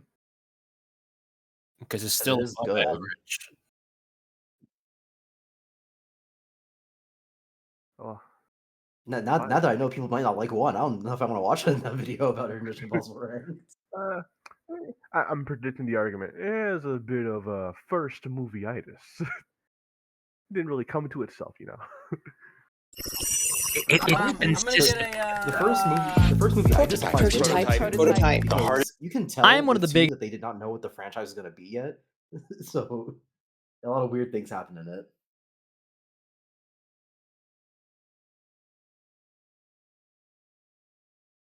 By all means, look at it.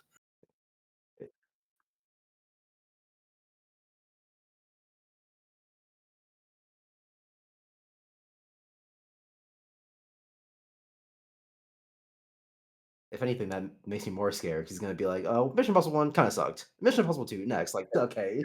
Anyone else been given like 2-minute unskippable Scotty ads was they the had to closest press the thing page to for? home that I ever had. I watch all my YouTube on Firefox, so I don't get I am one of the biggest Mission I said I watch everything on Firefox, so I don't get ads anymore. Impossible fans cool, on the cool, cool, planet. cool, I homie have for watched me. the Mission Impossible movies on release at movie theaters since I was a kid, and I own all the movies on Blu-ray. These are Yeah, I'm all sure you did. fantastic movies, but I wanted to make my own tier list ranking. So here it is. Pictured you've never seen me very upset. The first Mission Impossible is honestly a masterpiece. It sets up the groundwork for Good the man. rest of the franchise so well, and it's still being referenced in the 8th movie 28 years later. The iconic intro, the Langley sequence, the mind games between Phelps and Hunt, and I just love how it's one man against the entire world trying to prove his innocence. You really have to sit down and pay Oh, wait, hold attention in this on. movie. I don't know if you can say that about this movie when that's like all of them, except for 2. Now, to be fair, 1 and 6 do it the best, but it's not like a specific praise of 1 when that's the plot of all of them.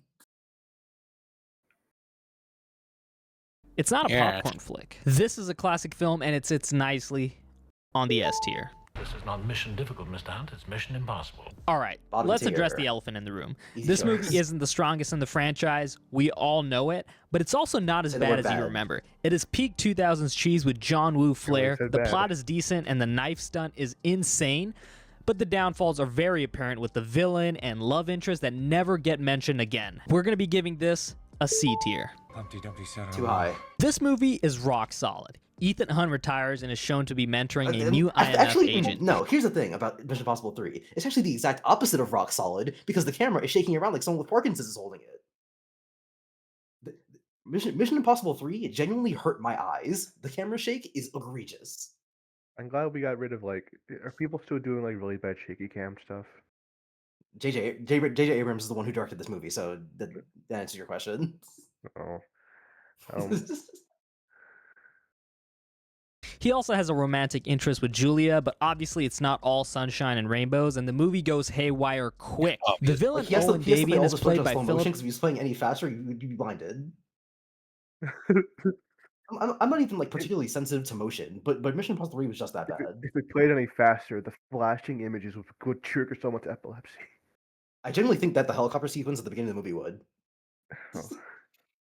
Philip Seymour Hoffman, and is arguably one of the best villains in the franchise. The intro, the rescue, the Vatican heist, the skyscraper jump, and the bridge scene makes this such an action-packed installment that it gets God, just an thinking A about it, tier. it makes me mad. I kind of want to show it now.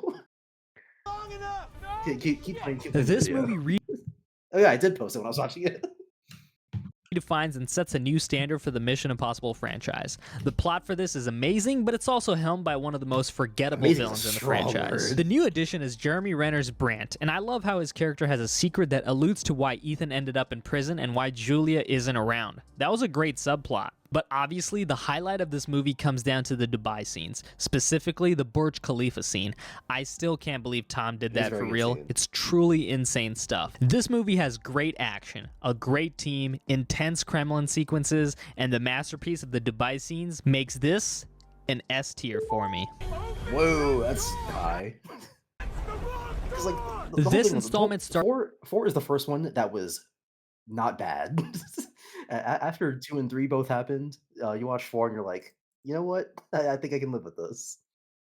Starts the Christopher McQuarrie era for the franchise. This was a lot more espionage, and it had a very memorable villain with Solomon Lane. It also introduced the fan-favorite character Ilsa, who is the highlight of this movie. Her character is caught between British actually didn't intelligence, like her that Solomon much. Lane, and the IMF, and it's very interesting to see how she navigates all three parties. I love the healthy blend of espionage and action in this movie. From the plane stunt, the opera assassination, the underwater sequence, which then immediately transitions into the car chase, which then goes into the motorcycle chase.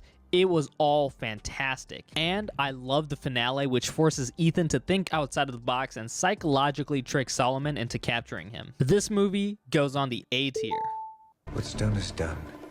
When we say it's done. Mission Impossible Fallout. This movie really respects the S lore of tier, the make a new entire tier for it. franchise and builds off of a great foundation that was laid by Rogue Nation. This has the strongest cold open in the franchise, it has fantastic villains, and it has a very well-paced plot. The action sequences in this movie are legendary. It literally has everything. Intense car chases, motorcycle chases, the halo jump, the foot chases, and the helicopter chase. It really fires on all cylinders. I also love how it delves into Ethan's way of operating and how it shows the glaring flaws and how massive the consequences are. Not only do I think this is the best Mission Impossible movie and gets the easiest S tier of all time, I believe that this is actually the true. greatest action movie of all time. It's very tough to beat when you realize I'm Tom not Cruise exactly did all the there, stunts in this but film. I can hear it. You're There's upset. so I'm not many of upset. them. MI7. This was a very interesting installment because it was a part 1 of 2, which has since been retconned. This movie went through a lot of issues with COVID lockdowns and even the Hollywood strikes. But nonetheless, Stop this talking about movie the meta. powers What's the through movie and gives like? us fantastic sequences and expands the Ain't lore of the wrong. franchise almost in a prequel kind of way. wrong. Kittredge is back and that was super cool to see. But I was very interested in wrong. Briggs and It's not Daga very on how cool. they fit into the larger narrative. The villain in this movie is from Ethan's past and uses the very relevant tool of artificial intelligence and uses that in every step of his plan. The action sequences in this movie Does he were in fact very do good. that? I love Whether or not it's good is, different conversation. Love the but airport he does scene, it- the he in car fact chases comes were from Ethan's solid. past. I'm gonna deep fake a video of you kissing a man. And obviously, the tentpole stunt in this movie was the motorcycle cliff jump going right into the And it train fucking sequence. sucks. A lot of people's biggest crutch in Wait, this why movie did is he the do death that? of Is he Ilsa. stupid? I don't know if I'm delusional, but I just don't buy it. Although I do think that this movie suffers from having an incomplete story and a lot of unanswered questions and a 2-year And a bad wait, I will be story. putting this at the bottom of A tier for now. This all really depends There on is the nothing in release B of tier, Final that's why Sorry, I Reckoning. the let them- bottom of A tier? Just put it in After all B that tier, you complaining, coward. what the fuck be bottom of A tier? Is there nothing B tier for this man?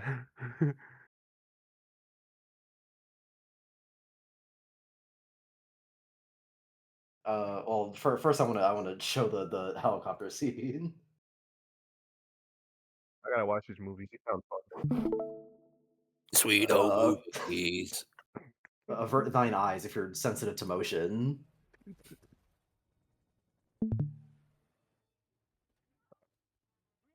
Pretty sure I have epilepsy. It just keeps going. Ah! The moving, the flashing, the moving, the flashing, Turn it off! the flashing, the moving, the moving, the flashing. Not the fun kind of flashing either.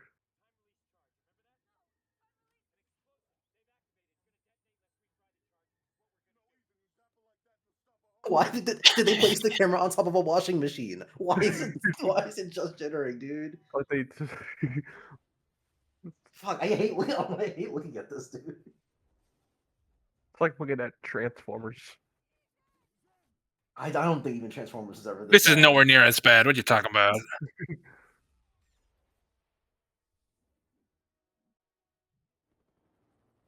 Meow. Oh, they better not die. It just the shaking and the moving, the shaking and the moving, the flashing and the shaking and the moving, the shaking and the Can't you flashing. tell they're in peril? Dog. Why? Imagine that. What does it look like to do a shaky cam? Imagine being the guy just going like, Yeah, Just, I'm it's shaking like there's two different ways to do shaky cams. Either to actually do it or do it digitally. And I would assume they did it physically because doing this digitally would not be as blurry. But like still, the practice motion. It's they're doing circles, zigzags, XYZs. You gotta shake it up. but Ooh. yeah.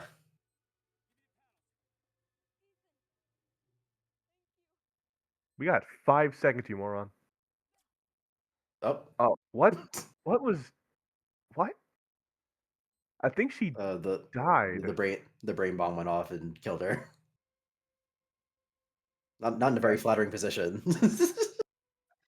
and the camera's still shaking. The camera's still going, dude. It's supposed to be like a quiet, somber scene that's like really sad, and the camera's just fucking going, dude. That is very morbid looking. It just keeps going. You didn't have to. You could have just. Okay. It's still, dude. Oh, he's angry. it's like he's the one who's making it shake. But does anyone else feel that It's awful. vibrating? Different shake levels. For reaching shake levels never thought possible. I don't know how they live with themselves. Actually, apparently very well for J.J. Abrams. He got to write Star Wars afterwards. So twice, yeah. Remember, this is the film franchise that defined action for like 20 years. Mission Am I Impossible is hungry or everyone's hungry for favorite. fat ass? Raid. God, that's not. Is Raid even a real game? Is there anything there? No.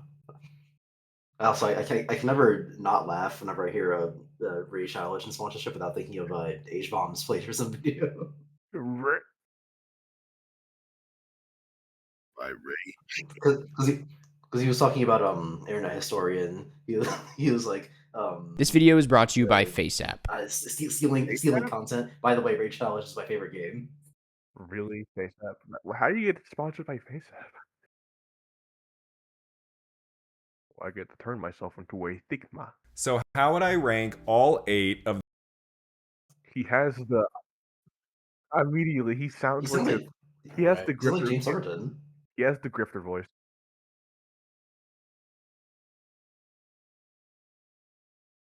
I have no preference. I've actually zero expectations.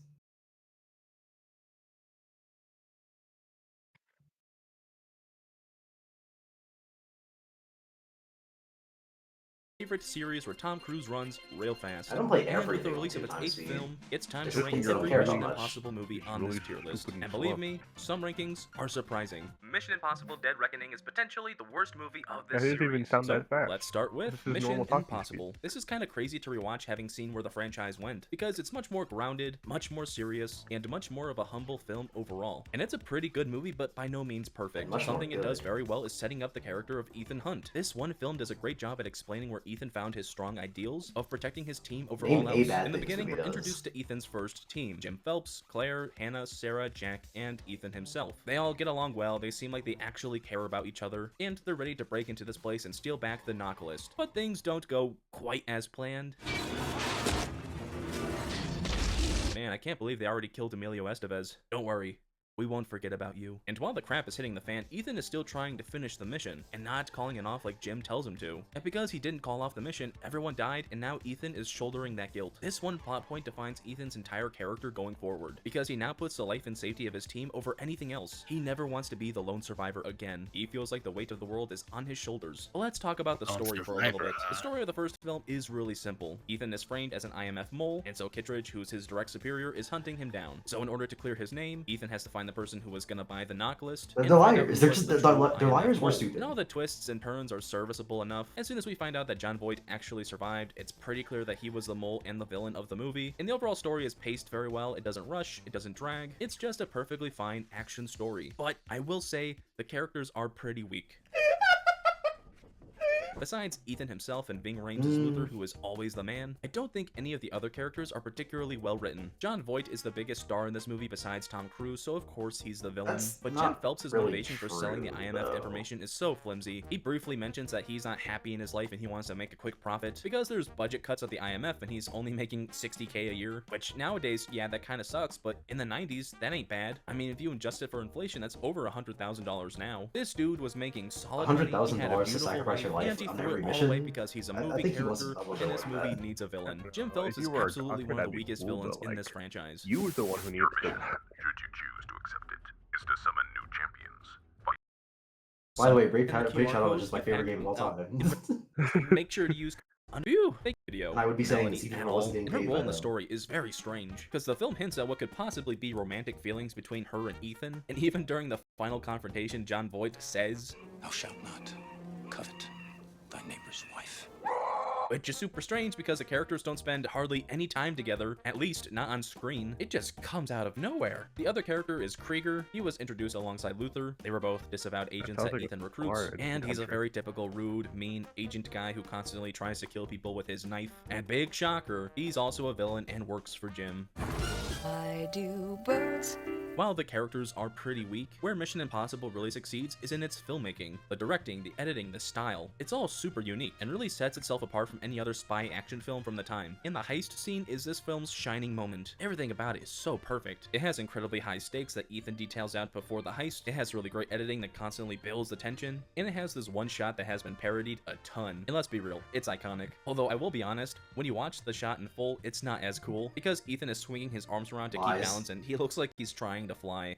It's working! Despite its flaws, the first Mission Impossible is a solid The only action thing that's film super with a awkward great about lead that character scene and is one that, incredibly he fantastic has to action scene, catch so it, it's gonna have to go use in sweat B that drops tier. off. Mission Impossible You 2 can is a obviously- very These- interesting film Okay. because it's vastly different. This is a pretty good movie. F tier. I was going to say the whole thing with that scene. The only awkward part about it is that he like sweat drops off of him and he has to catch it so it doesn't set off the alarms. And like you can see in that shot, he's like basically touching the floor. But then when he catches the sweat, there's obviously way more space between his face and the floor. So it's like that just wasn't possible. And then otherwise, I was gonna say I kind of agree with him because I do think the characters, or like the side characters, are kind of weak in Mission Impossible. I just don't think that matters very much because it's like, oh yeah, the villain doesn't have that strong of a motivation. He's not in most of the movie. That's fine. That's not what the movie's about. But like I wouldn't even disagree with it necessarily. I think put it in B tier, and I'm confused. Also, from also, each can and I go every on like other a small entry in this aside? series. And while I think One of my overall least it's an favorite enjoyable tropes movie, you can it's ever just do not is a like very you have a good guy movie. that's Let's like talk no about the one one likes crazy thing being first, the reinforced their style. All hatred the different by choices having to be made, a like the bad guy. visuals, the And I'm like, directing, and even the wow, score you are just completely bonkers. you just Mission Impossible 2 is maybe the most saturated Yes. movie I have ever That seen. is pretty Anything with a common. warm tone ends up looking I pinkish or find that red, annoying. like this sunrise or And even it's like, oh, now you human have a reason skin. to I hate mean, him. look at Shut this up. shot here. It looks like Feels Ethan like is on Mars. It looks the like a ultimate very straw mid man. Matt Damon movie. The worst guy you know has a reason to be stupid. John Woo directed this film. He's a director who's kind of known for more cheesier action films. And while I love Broken Arrow and especially Face Off, seriously, if you haven't seen Face Off, you need to. It's great.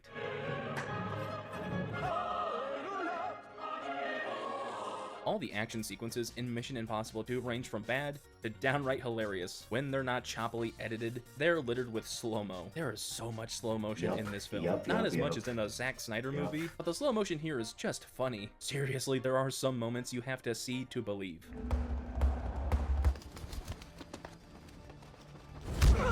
Yep. I really want to talk about the one shot with the birds because, like, come on, look at this. It's both appalling and the most beautiful thing I have ever seen. One super controversial thing I want to talk about with this movie is the score. Look, I love Hans Zimmer's work. Interstellar, The Lion King, Dune, frickin' Dune. He has released banger after banger, but his Mission Impossible 2 score is not very good. It's a very strange electronic rock score with some moments that sound ripped right out of Gladiator. It just doesn't fit in a Mission Impossible film at all. The characters are a real mixed bag. Ethan Hunt is still Ethan Hunt. He cares very deeply Mixed about bag his is team, strong, and he goes strong above and beyond to term save phrase. them I know and to people save the care about world from movie the Chimera soundtracks. virus. Luther is back, and he is once again awesome. But similar to Well, the obviously first they film, do. none of these new That's like characters are as a good big as part of these the two. movie. The main villain is Yeah, this guy named they never come to Ambrose. mind He's a at rogue all. IMF agent who plans on selling the Chimera It virus absolutely to would if there Mad was Eye no Moody for music. millions. And while his motivations are just as I boring suppose. as Jim's from the first film, I think Ambrose is a better villain because he has personality. He's a bit of an over-the-top, That's crazy retarded. type of villain. So while Ambrose isn't a great villain, he's But yeah, more he than does sweet. have a But one character I personality, really but don't he's care so for is Naya. stupid. Stupid and unnecessary. In the beginning, she's a very he's just a boring cuck. thief character who very quickly turns into a stereotypical damsel in distress. Naya is just not very memorable at all. I like that the story has higher stakes to the original. There's for sure a lot more urgency and tension on display. Instead of just Ethan and other IMF agents being in danger, it's now the whole world. But there are little things about the story that I What's really that? don't love. This movie overuses the mask gimmick. It feels like every 10 seconds, someone is pulling off a mask for some big reveal, and it just got tired after a pause. while. I was honestly That seems like a really funny running gag, though.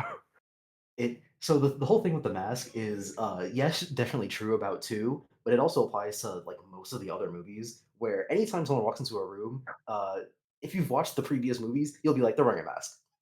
It'll be incredibly obvious most of the time, even in 6, which is the best one.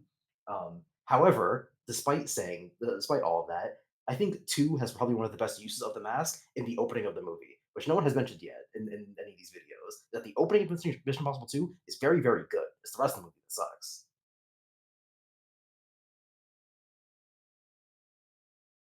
expecting But someone also, to yeah, they accidentally rip off they their do own use the face. mask like every 2 seconds. Not on this show, you're not. Or am I? Mission Impossible 2 is a very 2000s movie, with its music, its style, its action scenes, and even its opening title sequence. And while I really appreciate that aesthetic and think it makes for a fun, silly, extremely goofy movie, it doesn't really work for Mission Impossible, and this is easily one of the worst entries. So, I'm putting Wrong it in film. C tier. Mission Impossible 3 is easily the best Why do film in they this keep putting series 2 so in far, C? and a When lot they of call that it the is worst one? Maybe. Like here's the thing though. We never really think about this, but are they using the scale relatively to the movies, or are they just going off some sort of subjective objective quality scale? Like the Either way, it wouldn't matter because neither of them put anything in D. because like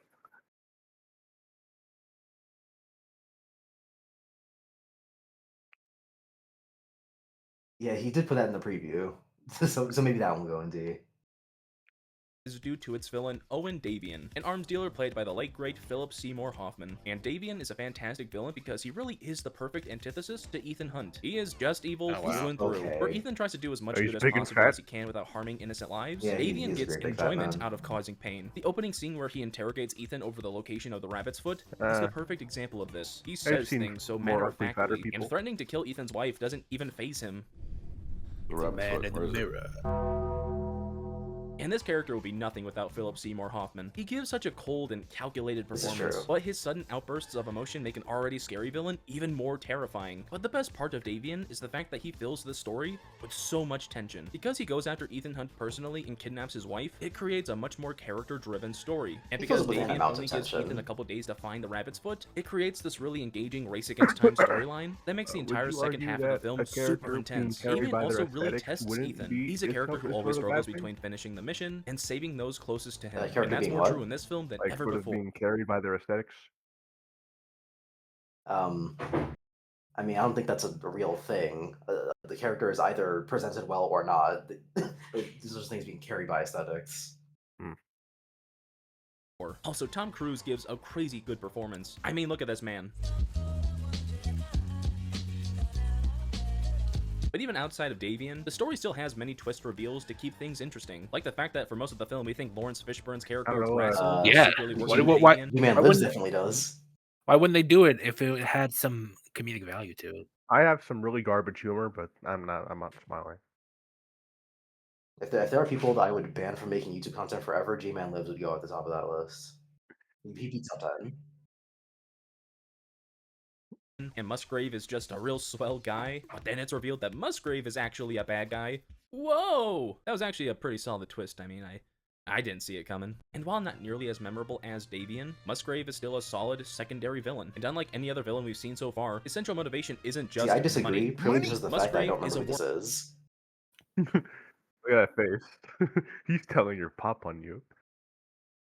My dad works at Activision. Who wants America to be engaged in open war, so he's helping Davian sell the Rabbit's Foot in order to get the government to start a global conflict. It's not the strongest motivation in the world, and in terms of this part of the story, the script is a little iffy, but still, it's a break from the norm, so it's worth mentioning. Mission Impossible 3 was directed by JJ, failed at Star Wars and Star Trek, Abrams, and visually, the film is a real mixed bag. A ton of the action sequences are super engaging, intense, and creative, like the bridge shootout, or the Shanghai Leap, or the final bare-knuckle brawl between Ethan and Davian. I've been roaming around, always looking down. But a ton of these fast-paced moments suffer from action trends from the time. There are tons of quick cuts, tons of shaky cam, and a bunch of flashing lights. This movie can be genuinely disorienting, and I sometimes couldn't really tell what was happening. The cinematography is also crazy. I don't know if I love it or not, but everyone is super overblown, and there is some really harsh lighting and really deep shadows. Like, there's one moment where Luther kind of How are you not talking about the shaky cam? And speaking of Luther, that's like the thing about the cinematography in this movie. Of the series so far. It really feels like the film made the effort to make Ethan's team more like actual people. That doesn't cover it.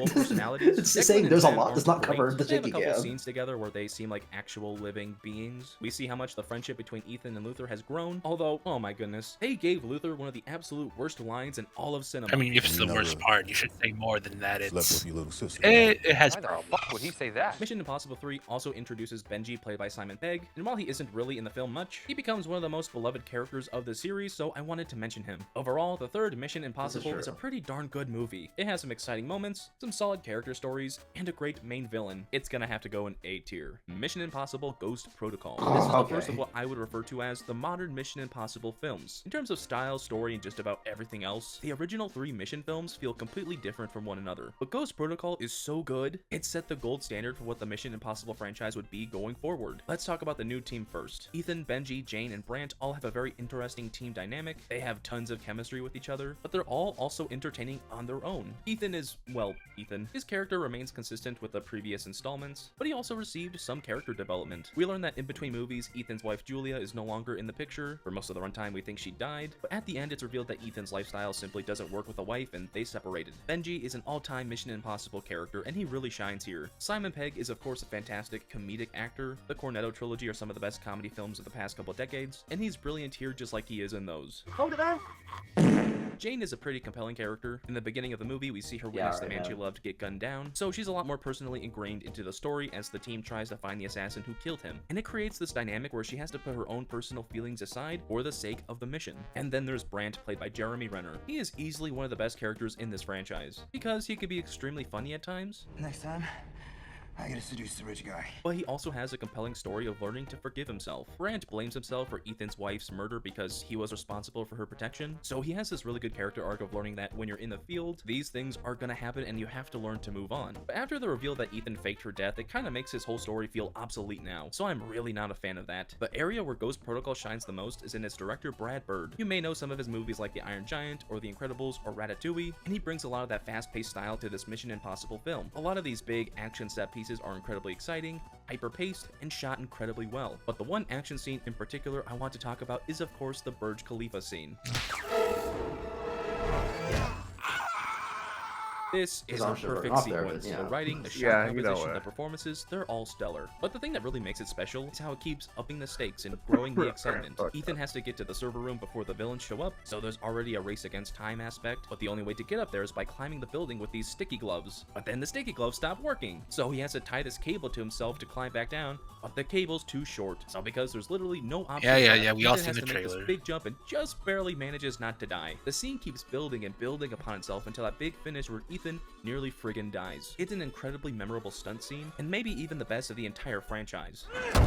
The weakest part of Ghost Protocol has to be its villains. Hendrix is the main big bad of the film, and he's so mid. I think as an active threat, he really works. He's planning on destroying the entire planet with nukes, so he does create some high stakes. His motivations are very similar to Ultron, where he thinks the only way to save the world is to destroy everyone and start all over again. As a character, we never truly learn why Hendrix has this ideology. He is just completely forgettable. Despite its slight character flaws, Mission Impossible Ghost Protocol is one of the best films in this series. It has impeccable direction, an amazing story, and it ushered in a new era of Mission Impossible. It has to go in A tier. Mission Impossible Rogue Nation is, dare I say, the best film in this franchise so far. Almost right away, Rogue Nation presents a very unique story. As Ethan is getting his next mission, it's been hijacked by the Syndicate, and Ethan is captured by the Syndicate's leader, Solomon Lane. And the whole rest of the film is Ethan and his team uncovering the secrets behind the Syndicate, how they came to be, who their leader was, so on and so forth. And as a mystery, it works really well, because there's a ton of twists and turns, like the British government being responsible for the creation of the Syndicate, or what is inside the file that the Syndicate wants, which is billions of dollars to use for their goals. And the story expertly ties together all these different plot elements into one cohesive story, like Ethan being hunted by the CIA after the IMF is dissolved, or Ilsa's plotline of being a deep undercover agent, or of course the main plotline with the Syndicate. These different story elements are kind of all over the place in the beginning, but as the film progresses, each of them become more and more connected and lead to a really satisfying conclusion. Also, the new characters introduced in Rogue Nation add a lot. Solomon Lane is a pretty scary antagonist. Right away, he proves himself to be an extremely threatening man who seemingly bests Ethan at every turn. And he gives Ethan a very compelling story because Ethan is constantly but then they do the thing where it's like, oh yeah, he's a smart character because he can literally tell the future without compromising the mission. So he has to get super creative to try and save everyone. Also, Sean Harris gives a very creepy performance and certainly makes Lane a more memorable villain.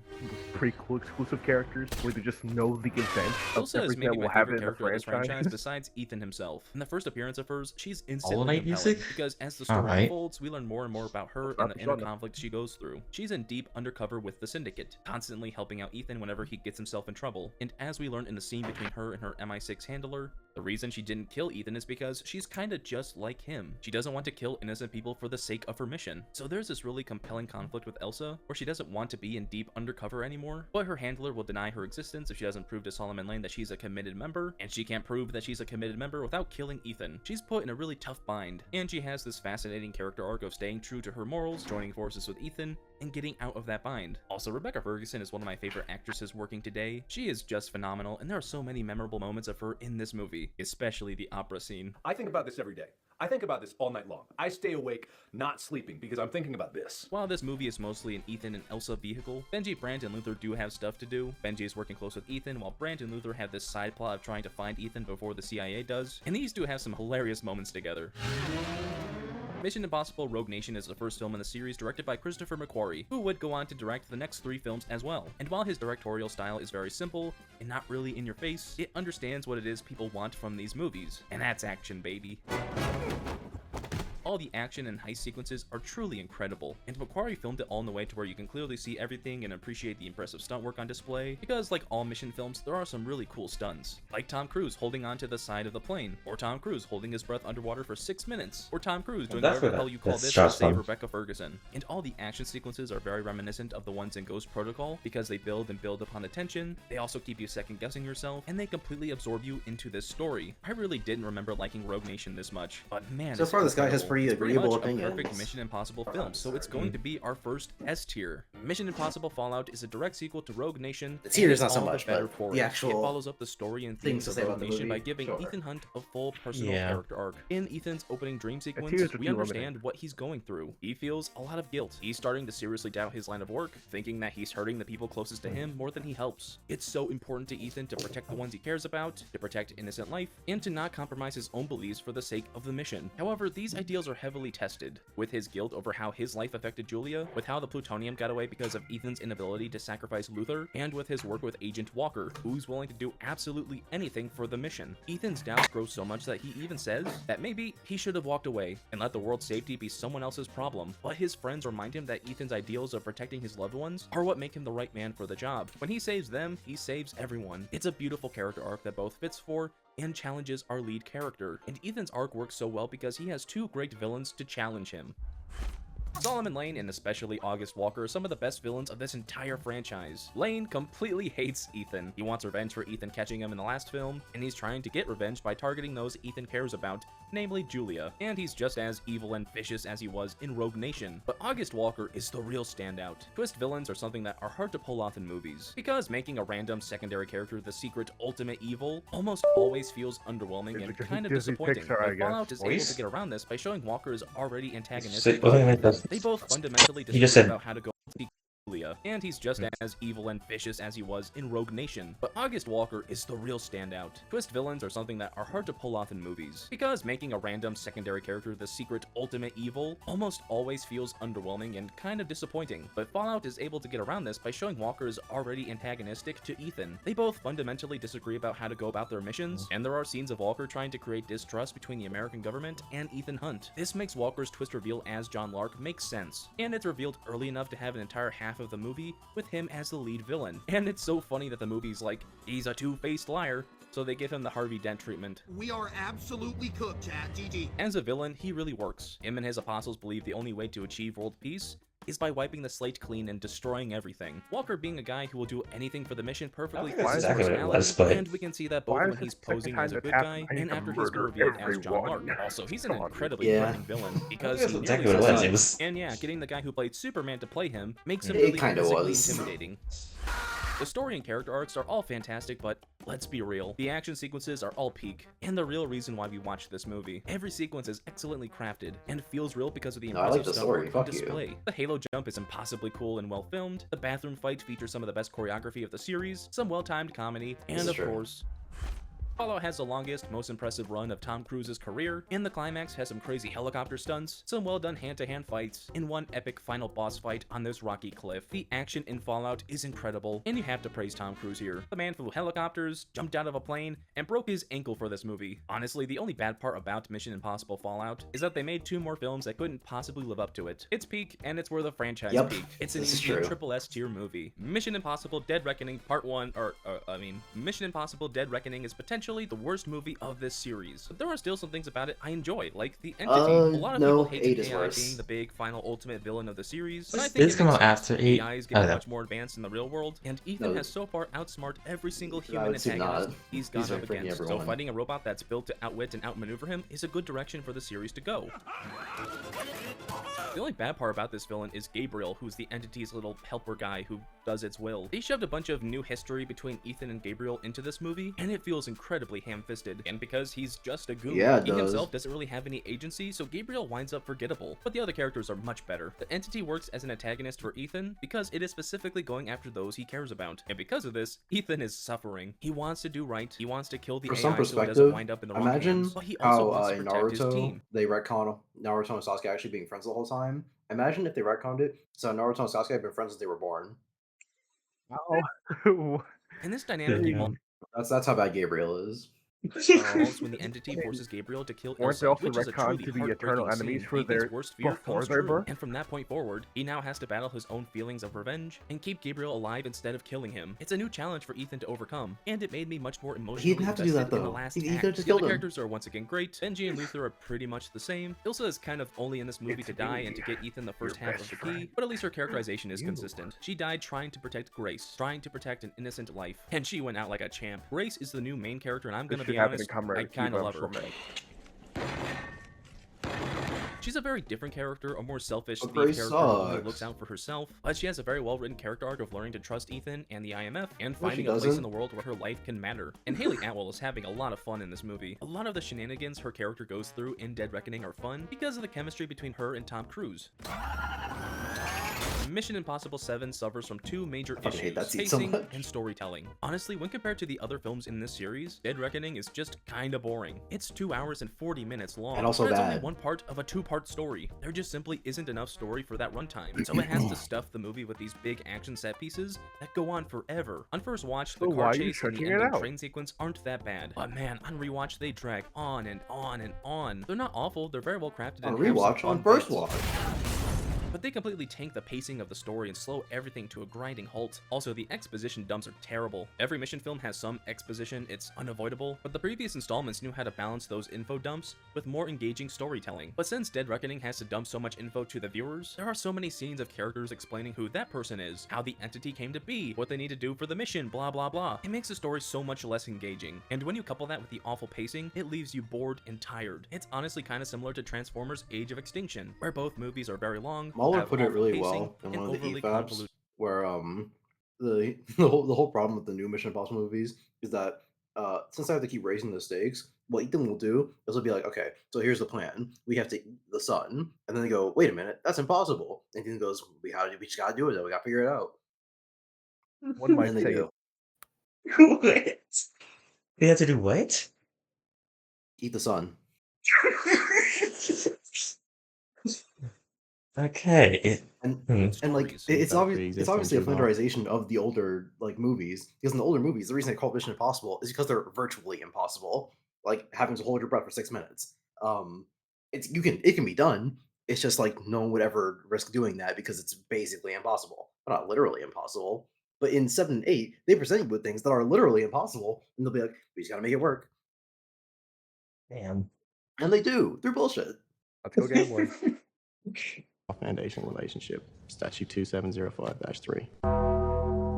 The action scenes do save it a bit. Mission Impossible is all about the stunts, and there are some I can impressive have ones. sex with this. Wait, why was that Prince Alex? Why did he have it laminated in his wallet? Speaking of- Because he's a fucking freak. That guy is disgusting. What do you mean? That was an necessary and excellent gotcha moment. It's like, you see, you may be thinking I am in the wrong for having sex with this minor, but according to this law that I have laminated, that I so love so much, I can. Which apparently wasn't even accurate. Lovely. It wasn't even. He actually was doing a crime. I'm imagining Once like he namely did, Tom like, did he Cruise's like do motorcycle cliff research on like laws that let you have sex with teenagers and found that? I presume Michael Bay just wanted something like this, but then realized that it would be too much work to actually. Well, they, as in the writers, would have actually needed to figure out the actual law, so they just picked out the Romeo and Juliet law that showed up first on Google, and then just picked that. Oh, here's a better idea. They probably want to do too much research because that's how you get put on a watch list. Jump. That goes hard. So while I think Mission Impossible Dead Reckoning is one of the worst films in the series, I still don't think it's a bad movie. I do think it's better than Mission Impossible 2, so I'm gonna have to put it in B tier. But before we trust Tom Cruise one last time, I just want to say, if you're enjoying this video, why not hit that subscribe button? I post videos like this one every single month, and once we reach 100,000 subscribers, I'm gonna post a ranking of every Star Wars movie and show. All the good ones and all the bad ones. So I'm if you gonna wanna see check that one out on my own subscribe. time. Now let's move on to Mission Impossible: The Final Reckoning. There was a ton of hype behind this movie, and man, did Tom Cruise, Christopher McQuarrie, and everyone else deliver the goods. I don't want to spoil the movie for anyone, so there are no spoilers from here on out. The biggest problem I saw people have with The Final Reckoning is the pacing. More specifically, the first hour. No spoilers. What do you mean no spoilers? This whole fucking movie, the entire movie, you're ranking all the movies. What do you mean no spoilers? All the good ones and all the bad ones. So if you want to see that, make sure you're subscribed. Now let's move on to Mission Impossible: The Final Reckoning. There was a ton of hype behind this movie, and man, did Tom Cruise, Christopher McQuarrie, and everyone else deliver the goods. But I don't want to spoil the movie for anyone, so there are no.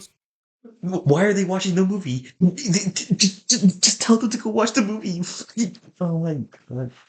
Yeah, just tell them to watch it. The biggest problem I saw If this motherfucker praises Final Reckoning, he should kill Absolve. Aside from the subscribe thing earlier, but pacing. More specifically, the first hour. Some people say it's slow and boring and dull, but I wholeheartedly disagree. Yeah, it's the true. first hour is necessary for explaining where Ethan and the other characters have been since the 2-month time jump, how dire the situation really is, and how. No, they're you're going right. to It is stop necessary, entity. You but need it that is boring foundation and in so place for the dull. later 2/3 I of don't the think movie, people are and man, saying do you the should later cut it out. 2/3 I think rock. they're The saying fitness do it gram better. pacer test is a multi-stage. The tone they achieved for the final reckoning is so perfect for a final entry in a franchise. It is completely dire. There's this overwhelming sense of dread No, in it isn't. every scene. Ethan and the other characters are fighting tooth and nail to stop the entity. It's not the final one? No, it's not. It's not dire. They do not treat this movie very seriously. It's kind of scary that this is what's going to probably turn to Yakuza in 2 years. From getting access to all the world's nukes, and you will keep asking yourself how they could possibly stop the entity, or save the day, or even survive. Watching Yeah, the good final question. reckoning feels like you're watching the end of the world. Gabriel is a lot less The of a entity? mid-character this time. Yeah. He has a lot more That's what agency they in call this the film, AI. and he feels more like a personal villain to Oh, Ethan, fair but enough. still, he's pretty overshadowed by the entity, which I would consider to be one of the best villains in the series. I absolutely You're- adore the oh my team God. Ethan assembled for this final mission. Benji and Luther are, of course, shoo-ins. So remember how I It's great to have said them for one the last whole run. problem with Five's villain is that they do the thing where he's smart, by which that means he can see the future. That's like the entire point of the entity. The entire thing with the entity is that it just sees the future. That's its entire purpose. Well, I Wait, mean, it literally At sees the at future, at the or beginning of it literally does in a science fiction sense, where it's just predicting everything. yeah, I, To, From the to way the you point where walk- at the beginning of Mission Impossible 8, the inciting incident of the movie is Ethan going into the AI pod and the AI showing him the rest of the movie. spoilers. damn. Ride. Grace is still So consistent with the her fact they character ever from the beat previous it film. in She any has so much capacity trust in is Ethan, ludicrous. even when it doesn't make sense to trust him. And both Paris and Degas are cool is antagonist turned team member type nonsense. characters. And then there's Ethan himself. Taking down the entity is the biggest challenge of Ethan's life, and we the audience have to trust him Yeah, one 'cause it last should've been time as he impossible. goes on How his did they journey. do to it? the Literally show. impossible, And we're actually. completely What on did it board not with him. account We feel for? the things that he feels. We experience all the Good heartache and all question. the pain he goes through. Good Ethan question. Hunt is one of the most compelling characters in all of cinema, and that's more Did true they here just than brute ever force before. it? Just What else? submerge it in water? All of cinema and all of cinema. I hate the mean- phrase in all of cinema. This is 99% of the time it's wrong. Did they give it like a messed up statement? Like this statement is false. else is true is that he They made it divide by No. 0. No. The entity was just kind of stupid at the end. Oh, like I couldn't predict this. The power of human connection. Pretty much, honestly. Rolling He my has eyes. some great hair, so let's rank every It's not hairstyle good. Ethan Hunt had. Last place is Mission Impossible 1. It's really short and looks kind of weird. Next is The Final Reckoning. Most of the time, it looks fine. I like the longer look, but it looks really funny during the plane sequences. Next is Dead Reckoning. It's a really clean look, but also kind of boring. Rogue Nation is next. I like the messier, longer look, but it's not that memorable. I really like the hair in Ghost Protocol, but his best look in that film is with the hood on, so you can't even see it. Mission Impossible 3 and Fallout have practically the same exact haircut. It's Ethan's best clean look, and the bangs do a lot of the heavy lifting. But let's be honest, Mission Impossible 2 is winning this. His hair is simply glorious. Oh, this is very nice. We gotta get this framed. The Final Reckoning has some really memorable and exciting action sequences. We all know about the plane stuff that's in all the trailers. That's great. But I also love everything that happens in the submarine. That entire sequence is breathtaking, intense, and downright anxiety-inducing. I did Don't love think it, the action here is quite on the same tone-wise, level as but Fallout, but man, does plot-wise, it come it was close. stupid. please help me? This is the final Mission Impossible film, or at least that's what they say. And the movie itself knows it's the finale of a huge series. So there are a ton of flashbacks and callbacks to the previous films that will be hit or miss with people, but honestly, I was on board. This was the last great action franchise. It deserved its victory lap. Ranking the Mission Impossible films seems like a redundant task because they're all good. Every ranking of this series is completely valid because every film is on a level of quality that watch far all of exceeds them. most action films from the past 30 years. I'm really gonna miss Mission Impossible, and I'm kind of I scared need to to enter a come to world my where it form won't my be own around opinions anymore. on So these Mission things. Impossible: The Final Reckoning is going in S tier, and that's the Mission Impossible ranking. I know S you're tier. pissed off. Man, Bottom line. Give me a second, and then these ones are actually much shorter. It seems. I mean, by 10 minutes. Wait, are you just ranking these by each movie or by all movies of all time? I mean, but by each relative, I think. Give me a second. Yeah, that makes sense. I mean, why would you like, like, well, this movie doesn't have this one specific thing that I like from this complete other franchise doing a complete different thing. So, it's F tier. It could be that.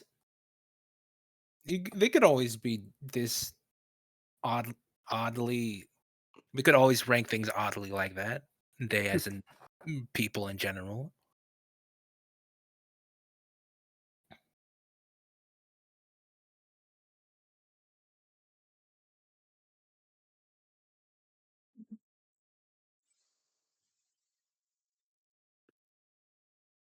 Okay. There we go. If there's one thing we can all agree on in this dark world, it's that Mission Impossible movies are a pretty good time. If you don't mildly appreciate at least one of these movies, you're lying to yourself. Because of this franchise's commitment to entertainment and its impressive stamina to remain consistently entertaining for over 20 years, Mission Impossible means both nothing and everything to me. These aren't deep films, but anytime a Mission Impossible movie drops... What? Holy crap! It's just a movie franchise. Goddamn. What kind of sentence is that? It means nothing and everything to me at the same time. Are you actually illiterate? It means everything to me everywhere all at once.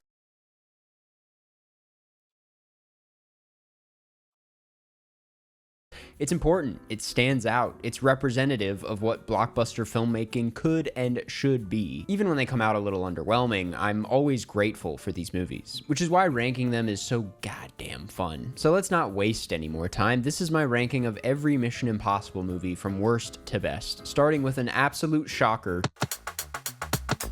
It's pretty much universally agreed upon that Mission Impossible 2 is the worst one. Directed by John Woo, Mission Impossible 2 follows Ethan Hunt as he must chase down a former IMF agent to prevent him from unleashing a biological weapon called Chimera. The film dropped a full 4 years after the first Mission Impossible and obviously performed very well. It also features Biscuit, which I needed to bring up because, of course I did. The thing about this is, though I can't put it any higher than last, I feel a need to defend 2 just slightly. If you detach all Mission Impossible isms from this and look at it as a standalone action film starring Tom Cruise, directed by John Woo, it's pretty solid. I mean, the action sequences alone, especially the grand finale, are nothing short of thrilling. John Woo that's how I watched is not to blame here, in my opinion. It's definitely not the best directed film here, but I do think he has more control with chaos and energy than, say, J.J. Abrams in Mission Impossible 3, or certainly McQuarrie in the first half of Final Reckoning. It's a good, stupid, fun time. As hilariously unrealistic as that opening climbing sequence is,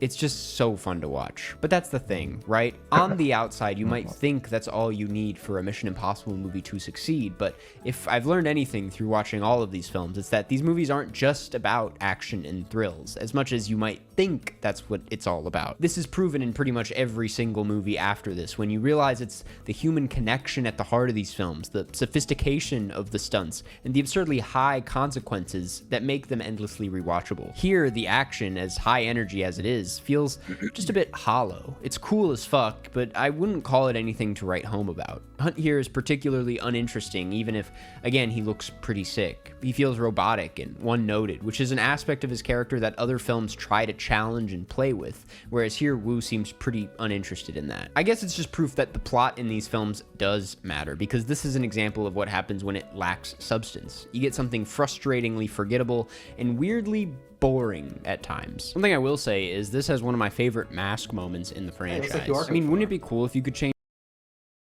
1 second. Is it for Ray Challenge, his favorite game of all time? Or FaceApp, his favorite app of all time? I'm gonna check this. I don't think you do. I'm pretty sure he's gonna tell us what that QR code's for in a second. Otherwise, it wouldn't be on screen. It's probably dead. Your face. I mean, you can, thanks to this week's sponsor, FaceApp. FaceApp is an app that helps you feel more so subtle. Helps you feel more comfortable. If you have body, you can do body dysmorphia, use FaceApp. Color filter. I feel like for you, it's really well for FaceApp, and try the Pro version for 1 week free. Available on the App Store and Google Play. You gotta pay for this shit? And I would be telling you about Is this crazy? Are we crazy for this? The Final Reckoning, the apparently final Mission Impossible film, just so happens to be the second worst. Acting as the second part to Dead Reckoning, here we follow Hunt and his team as they attempt to track down and stop a piece of AI that has the potential to destroy the world. A simple premise, but you'd be surprised how... The what? Number 7. Dead Reckoning. No, you said, what did you say? That's the very next one after this movie should be Dead Reckoning. Convoluted it gets. Clocking in at 2 hours and 49 minutes, it's the longest Mission Impossible movie, and yeah, it feels like a workout. I needed a nap after this movie. I'm already being more negative about this than 2, if you can't tell, but don't get it twisted. This still has way more purpose than 2, which manages to keep it a step above. But if you can't tell, I also think this is the most unlikable Mission Impossible film of the bunch. These films have always had a sense of self-seriousness about them. To be honest, it's something I love about these movies when done right, but when you get it wrong and you treat every single scene like it's a life or death situation, it starts to become a bit of an eye roller. It's a weirdly edited movie, to be honest. Exposition and talky scenes are shot and cut at 1,000,000 miles per hour, while one of the main stunts of the film, the underwater sequence, goes full silent mode at a certain point, and the slow burn approach actually makes it way more nail-biting than anything else. I'm all for backwards choices like that, but this thing is downright clunky with its pacing. It's the kind of movie that realized somewhere along the way that there's way too much going on plot-wise, way too many things to tie up, way too many characters who need to know this at that time and need to go there to get that before this. And they try to make this as exciting as it can, but it just comes out sounding even more convoluted in the process. At a certain point, I'm just kind of nodding along more than I'm feeling thrilled by anything. It is a case of, if everything is dealt out with the same level of intensity, nothing feels intense after a while. All of that said, it's not last for a reason. That underwater sequence, as well as the final fight sequence, are two of the best stunts the franchise has ever pulled off. Not only are they technically impressive, but they feel like they push Hunt, and by Hunt I mean Cruise, to his limits. It's a real, there'll never be another Tom Cruise moment, and if this is meant to be the final Mission Impossible film, I think getting me to feel that was crucial. It's a nice send-off.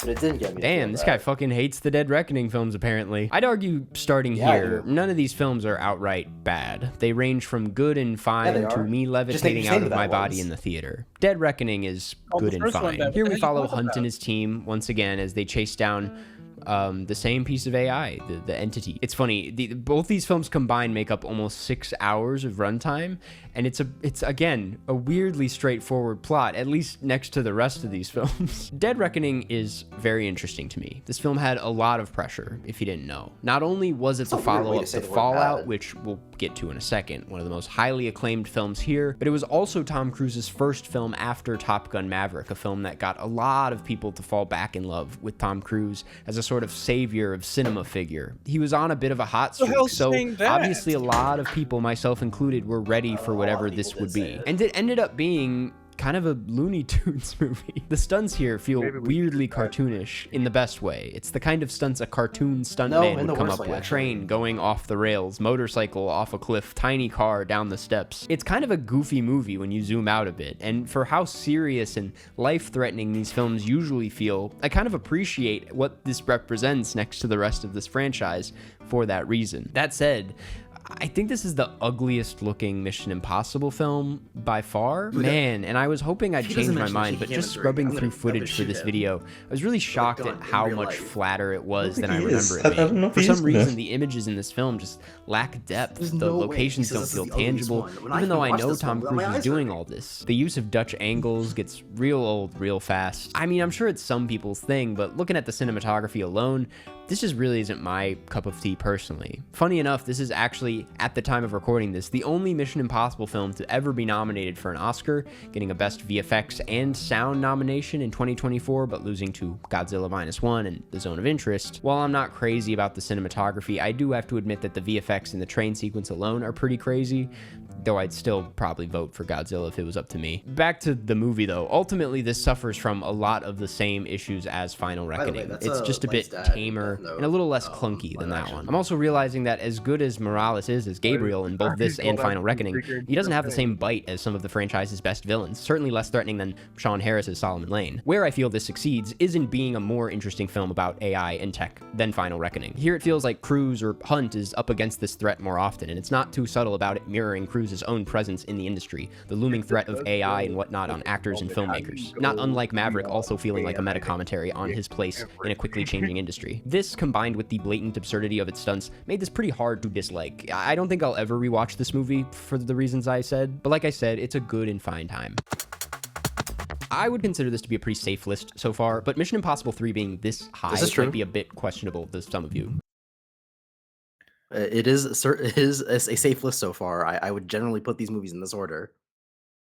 But there's a lot to love about Mission Impossible 3, more than it gets credit for. Mission Impossible 3 follows Ethan Hunt, now retired, as he comes into conflict with a dangerous arms dealer played by Philip Seymour Hoffman, who threatens not only Hunt's existence, but the love of his life. Where do we even begin with this one? Off the bat, Mission Impossible 3 single-handedly took this franchise out of the mud, and in my eyes turned it into the type of movie we know them as today. No, it's not full McQuarrie quite yet, but it does plant a few seeds like Hunt's personal life conflicting with his work life, and the approach to performing stunts from a more strategic angle, rather than going full action. To put it plainly, it's the first Mission Impossible film to treat Hunt as a real character. Some other notable things to bring up: it's the first film with Simon Pegg as Benji, so it also feels like Hunt is finally building up some sort of team. Aaron Paul is in this briefly, so there's that. And as many of you know, it's directed by J.J. Abrams. From what I understand, the main thing people take issue with in this film is J.J. Abrams' frenetic style of shooting. This is a 2006 film, after all. This was before shaky cam in action films got truly burnt out of existence. You were still allowed to go crazy town with the camera as much as you wanted, and to be honest, yeah, it's pretty fucking annoying. There's a reason the style of action filmmaking went out of style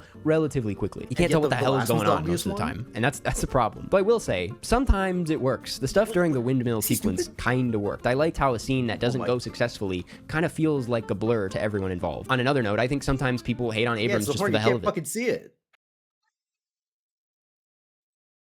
It's gonna be positive about it. That's it. The windmill scene's the worst example. You thought wrong, my good bitch. But I think he has some real highlights here and there. Literally, the light in this film looks pretty good in my opinion. I like how deep the contrast is most of the time. I like the lens flares. I don't give a fuck what anybody says. I think this looks and then be like, oh, this isn't the ugliest movie though. And then he just said the lens flare is good, but I think there's a difference between being ugly and hurting your eyes. Maybe to him, I don't know. But he said you literally cannot see what's happening sometimes. How is that not worse than just, oh, there are Dutch angles? Well, if you can't see it, you don't know if it's ugly now, do you? Better than Dead Reckoning, to be honest. It's funny, if something came out looking like this today, people would be gobbling it up. They'd be saying stuff like, why has this movie got all this sauce? But because it's J.J. Abrams, we gotta shit on it, I guess. Yep, that's the reason people shit on it. So it's J.J. Abrams, no other reason. Don't get me wrong, the shooting style gets annoying after a while, but if you can look past that, a lot of this movie looks... to go, You can look past the bad parts. It's good. You just said that. Don't get me wrong, the shooting style gets annoying. That's 1,000. After a while, but if you can look past that, a lot of this movie looks kinda good. On a less controversial... Imagine if it was something you liked. Let's see how you feel. Note, Philip Seymour Hoffman is incredible here. I'm tempted to say he's neck and neck with Solomon Lane for best Mission Impossible villain of the franchise. As is the case with every Philip Seymour Hoffman film I've seen, he treats this performance with the utmost importance. It feels no less significant than any of his all-timers.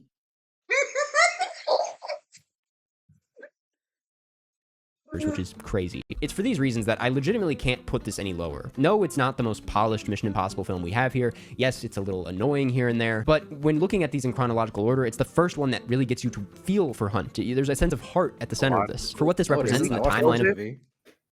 Can we kill this chronological thing, please? Watch things in release order like everyone else. Well, no, that's what he means. No, that's what he meant. He meant release order, but he's retarded and doesn't know what words mean, so he said chronological. He means the world's chronology, our time. And our beyond canon. that, I guess to be fair, it is also the chronological order because the movies just go one after the other. But like, and he didn't have beyond to say that, that we're chronological. can If we you can we don't, also you don't think the world has a canon, tell me that 2018 was canon. Come on. I mean, can we also kill the thing of, hey, if we look at it in the context of what came before, it's like, can we look at it in the context of what it is currently? And even if we do look at it in the context of when it came before, it was still bad. Like, yeah, this was before Shaky Cam got really popular in action movies. Okay, and Shaky Cam was always ugly. It wasn't popular to murder babies, but it's just these films, and for just how cool most of it is, I struggle not to really enjoy this. Made it unique. The one that started it all. And thank God it's good. I feel like it isn't brought up enough that the first Mission Impossible was directed by none other than Brian De Palma and written by Robert Towne, who also did the second one, by the way, and is partially to blame for the second one, in my opinion, as well as David frickin' Koepp. This feels like a good place to bring up the origins of this franchise. If you didn't know, this is based on the Mission Impossible TV series from the 60s. It's something Cruise had been wanting to turn into a film for years, but wasn't able to until he finally formed his own production company with Paula Wagner, where the film served as the first film to come out of the company. In that way, given how involved Cruise was in this, it feels a bit symbolic for how Cruise wants to be seen in the industry. The kinds of hands-on and determined type of entertainer he sees himself as. The kinds of films he starred in post Mission Impossible, with a few exceptions, were much more action-based than the more dramatic roles he would dabble in before this. All that to say, this franchise took off almost immediately for a reason. Beyond the iconic wire scene that I'll bring up in a second, this film as a whole has a sharp and thrilling approach to the spy genre that would pave the way for the genre moving forward. There are aspects to this franchise that don't really come alive for a few years, and I'll touch on that in a moment, but it does come out the gate. The Langley scene is objectively iconic. But it's funny that they all keep saying that. Like, all these videos say the same thing about it. It is the iconic scene. It is the iconic scene. The iconic wire scene. Maybe they're saying because it is an overused phrase, but there's no other word. There's literally no other word you could use. There's no other words. The English language is limited, you know. Popular. When you pick up a dictionary, it turns to dust in their hands. Sugoi. Yeah. Swinging with its action. It says a lot that the film's central stunts are still considered some of the best stunts in the entire thing. Again, that wire sequence still remains one of the greatest things to come out of the franchise. It's one of the greatest sequences in cinematic history. It makes my palms go sweaty still, and it's one of those textbook examples of how to shot list a great high-tension sequence. It starts before we even end up in the room, too. Just the moment where Luther is like, "And you really think we're gonna do this?" And Hunt goes, "We're gonna do it." And then the theme drops, and then they cut to that zoom in on Luther in the car window. That alone is 10 seconds of cinematic perfection, in my opinion, and that's before we're even in the thick of it. In a few ways, this one really stands out next to the rest of the franchise. For one, the De Palma touch is very much present here, even if it's definitely one of the weaker examples of his filmography. The film uses color and light a lot more intentionally than a lot of the other Mission Impossible films. There's more attention to stealth and subtlety here. It's relatively quaint compared to the rest. And Hunt as a character feels incredibly nerdy. I don't know if it's the haircut or what. He feels like a young, bushy-tailed version of the guy we see moving forward, which isn't necessarily a bad thing. I like nerdy Hunt, but the jump from this to the cool, sweaty, long-haired guy we get in 2 is pretty crazy. There are sprinklings here and there that hint at some of Hunt's core characteristics that the franchise would play with later on, like his deeply protective traits, his love for community and friendship. That said, it's not a side of his character I would really pay attention to in this film or get much out of here without having seen the other films. Looking at this as its own thing, it's not like the deepest thing in the world. Feels like a good time to bring up the shortcomings. It feels I'm sitting here watching Mission Impossible 1, and I can't get into it without having watched other movies. It's impossible. It's inaccessible. Say that again. To be fair, I did try to watch Mission Impossible 1, and I did end up like dropping it. I'll rewatch it eventually, but You should, 'cause it's good. Blasphemous to say this about the OG, but you have to admit there's certainly some room for improvement here. Again, the character development is pretty loosey-goosey. It's a movie that sets out to make an entertaining blockbuster spy flick. They weren't all that focused on Hunt as a character quite yet, as much as they were concerned with showing off what Tom Cruise can do in a movie like this. It's a lot cleaner than 2, obviously, but it shares the same hollowness, where my engagement is based on what's happening right in front of me at that exact time. I barely care about these people outside of these action sequences, which is fine. Subhumans watching these movies. What's going on? There needs to be like a separate, smaller screen in all theaters where You there's think? like a second Never. like distraction for people to look towards when the movie is boring. Like, Add Subway This is Surfers what this gameplay to movie- Mission Impossible 1. is. It just makes a solid chunk of this feel just a little forgettable. I'm about to admit something a bit crazy, but Rogue Nation was the first Mission Impossible film I saw in theaters. It was just me and my mom, and we had a damn good time. She really loves these movies, and getting to have this experience with her for the first time felt weirdly special. But I promise, my appreciation for this movie goes beyond just the experience. I think it's quietly one of the best movies to come out of the franchise. Clearly, Rogue Nation is the first Christopher McQuarrie mission film, a pretty significant milestone here, as he would go on to direct, well, every single Mission Impossible film moving forward. He's kind of the Mission Impossible guy now. Not only that, but the McQuarrie films, unlike the first four, seem to all exist under one storyline, at least more so than the others. Solomon is introduced here and bleeds into the next. Ilsa, played by Rebecca Ferguson, is introduced and goes on to become a pretty significant character in all films moving forward. Up until now, it feels like the franchise was just trying to figure out what it was, a clear, defining style, story, and cast that would carry it over the course of multiple movies, giving it a more epic feel. Rogue Nation is the film that accomplished that. It has meat on its bones. I'm very tempted to call this the best looking mission film. I absolutely adore how this looks. It finds itself in a very specific time, in what is, in my opinion, one of the best looking eras for film, when Hollywood didn't cut too many corners quite yet, but technology was advanced enough that anything was possible. And it was the last mission film to be shot entirely on film. God, do I miss that. I mean, dog, the image of Hunt jumping into the water is an all-timer, especially seeing it in IMAX. Woof. It is just one of those ridiculously specific and eye-catching Mission Impossible moments that I love. All the car chases in Morocco are vibrant and well-framed. Don't even get me started on the Opera House sequence. The use of shadows is crazy. They put the camera in places I didn't think you were able to put it. Rebecca Ferguson, I want to marry her. I mean, that sequence as a whole is just masterfully directed. There's close to no dialogue. The edit is sharp and witty. The stunts feel dangerous and thrilling. I mean, again, you can say the same about the underwater sequence here. That was a very memorable experience when I first saw it, and it stayed with me ever since. I mean, like, it's a damn near flawless flick. What do you want from me? It's a tough one. Nothing doesn't work here. It feels like a fantastic setup to what McQuarrie wanted to do moving forward. But nothing necessarily feels like the explosive exclamation point that I've come to expect from these movies, which is fine. That's not a problem. The next two are just better for having that. I love Ghost Protocol so much, man. This is my baby. This film, directed by Brad Bird, yes, that Brad Bird, tells the story of Ethan Hunt and the rest of the IMF team, who are recently disavowed by the U.S. government after being blamed for a terrorist attack. Which one is Fallout? About their next mission while off the grid. Number one, I think. Well, right.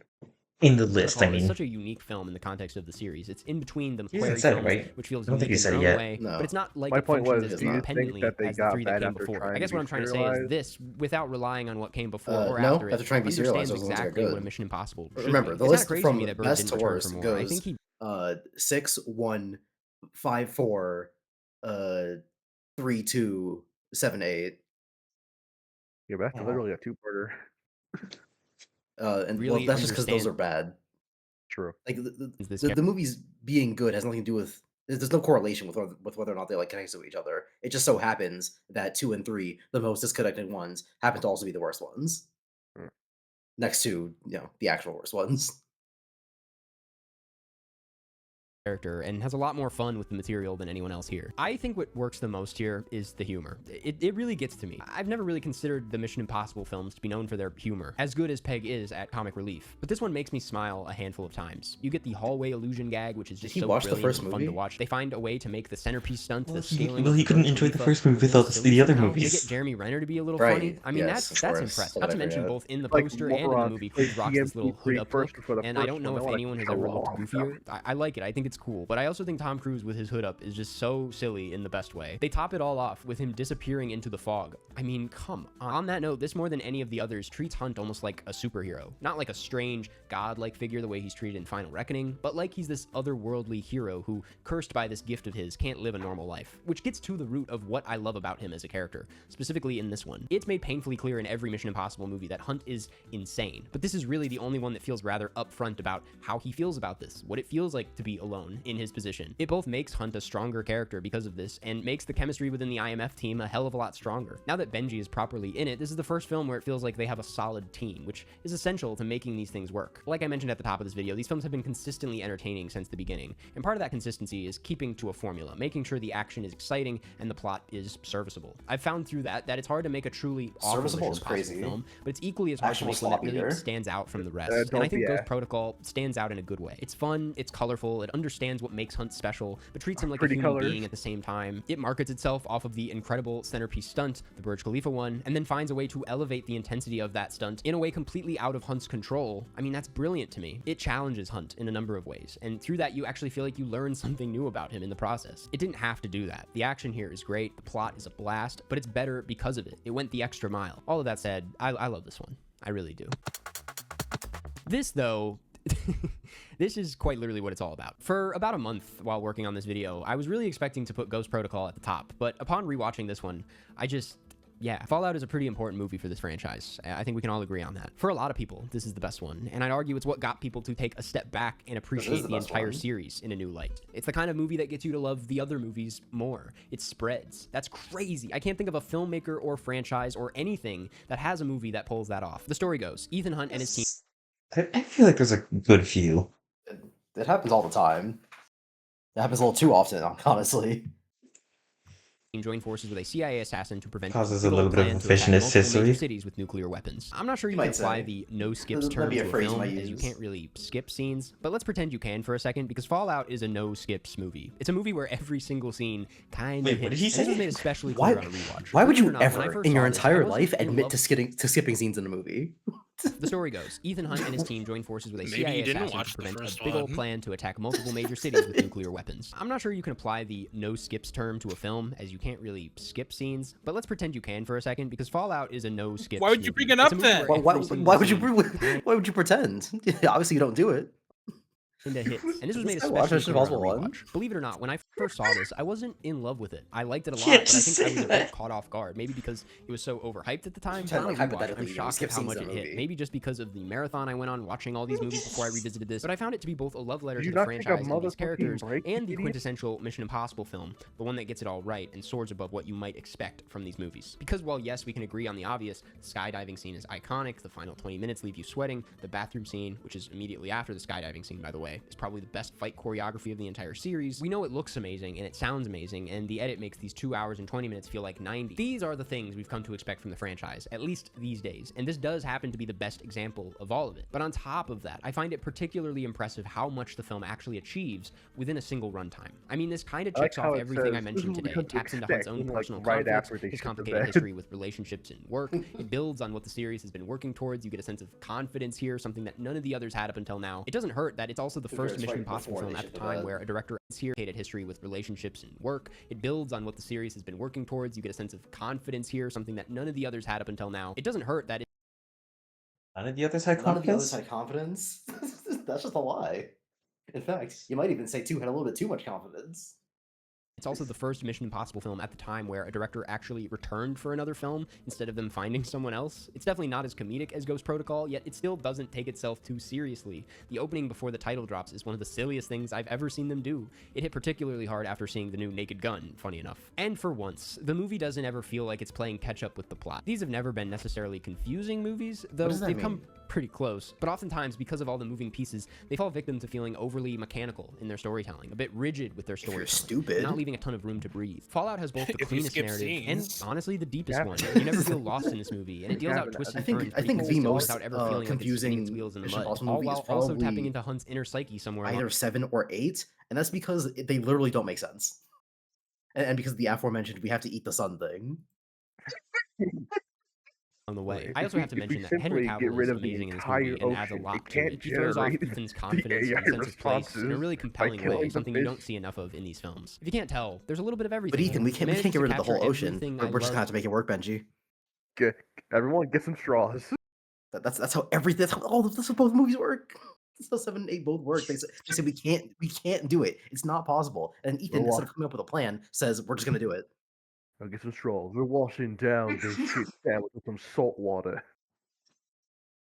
And expect out of films like this, whilst surprising me in the process. It's kind of a lightning in a bottle situation. It's amazing to me that it even exists. For that reason, yeah, is really the only answer for number 1, isn't it? And you know what? I think that's gonna do. Like Blade once said, Mission Impossible, Tom Cruise. I couldn't agree more. Thanks for watching. Don't forget to subscribe, go watch these films, and form your own opinions, and I hope to see you. Okay, last one. The Mission Impossible movies. Hey guys, it's Brian. Griffin voice.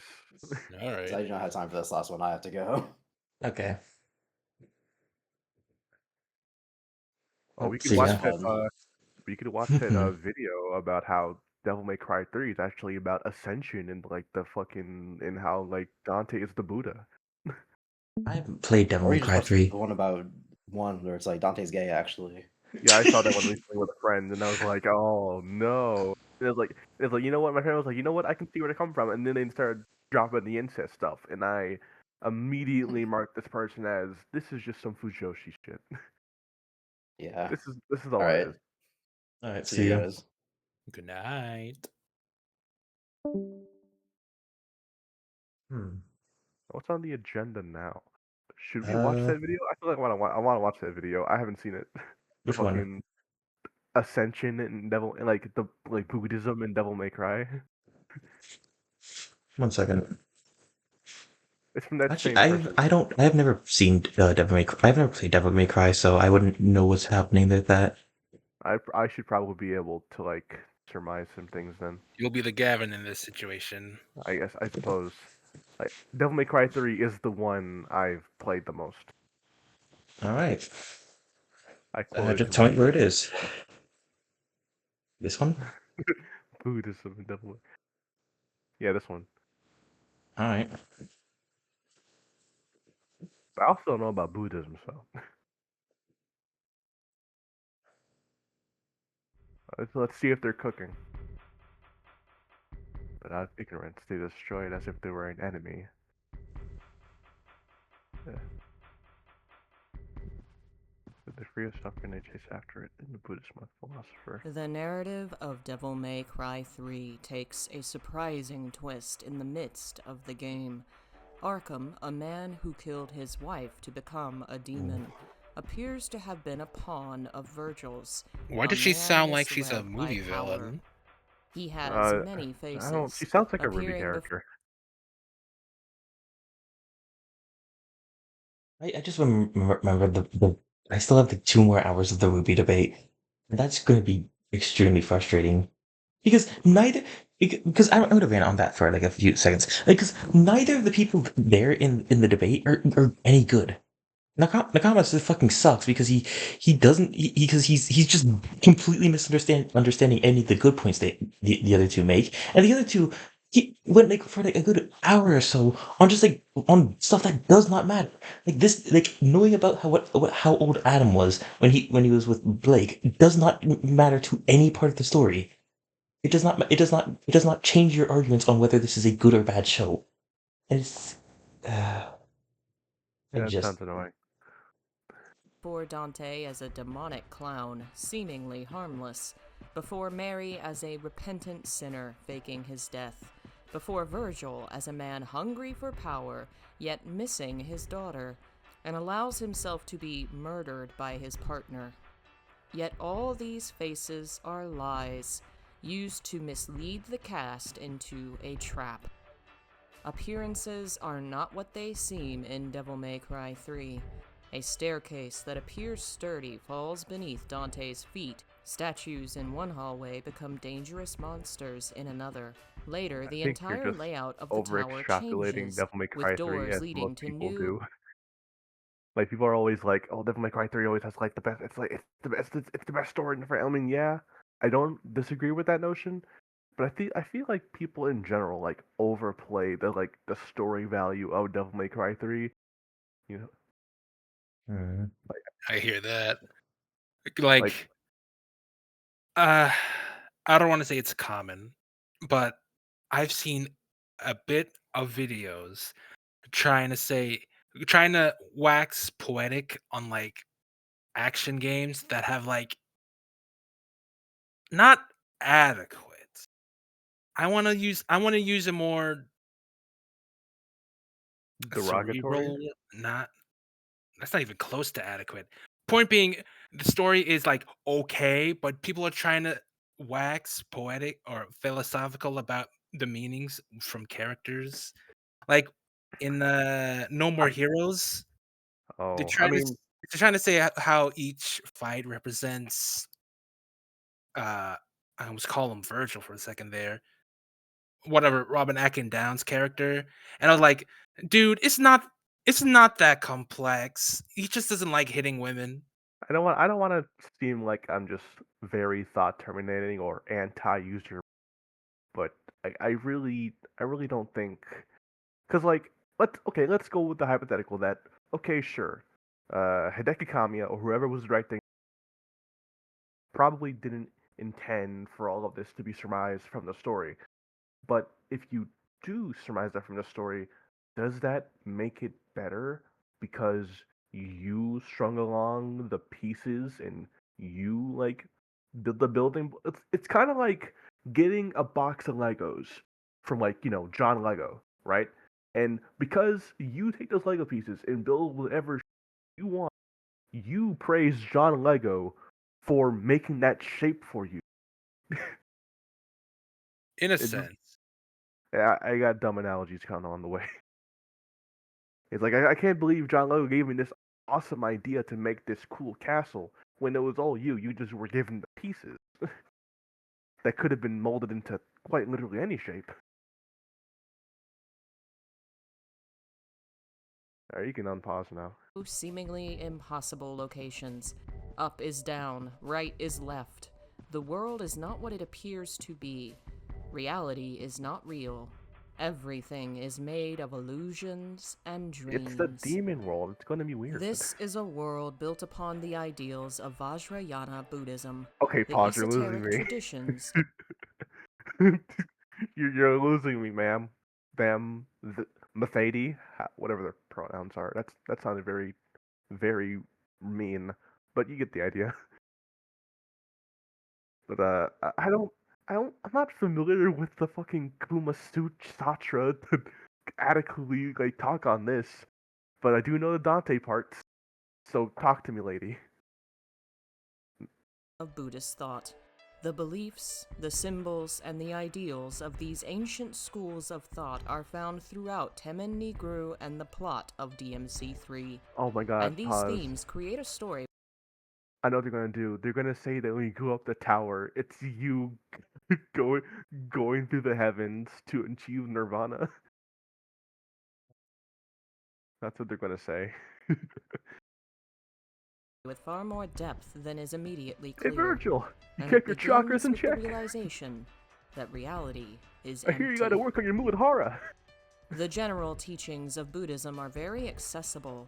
Life is suffering, and to cease suffering, you must cease feeling desire.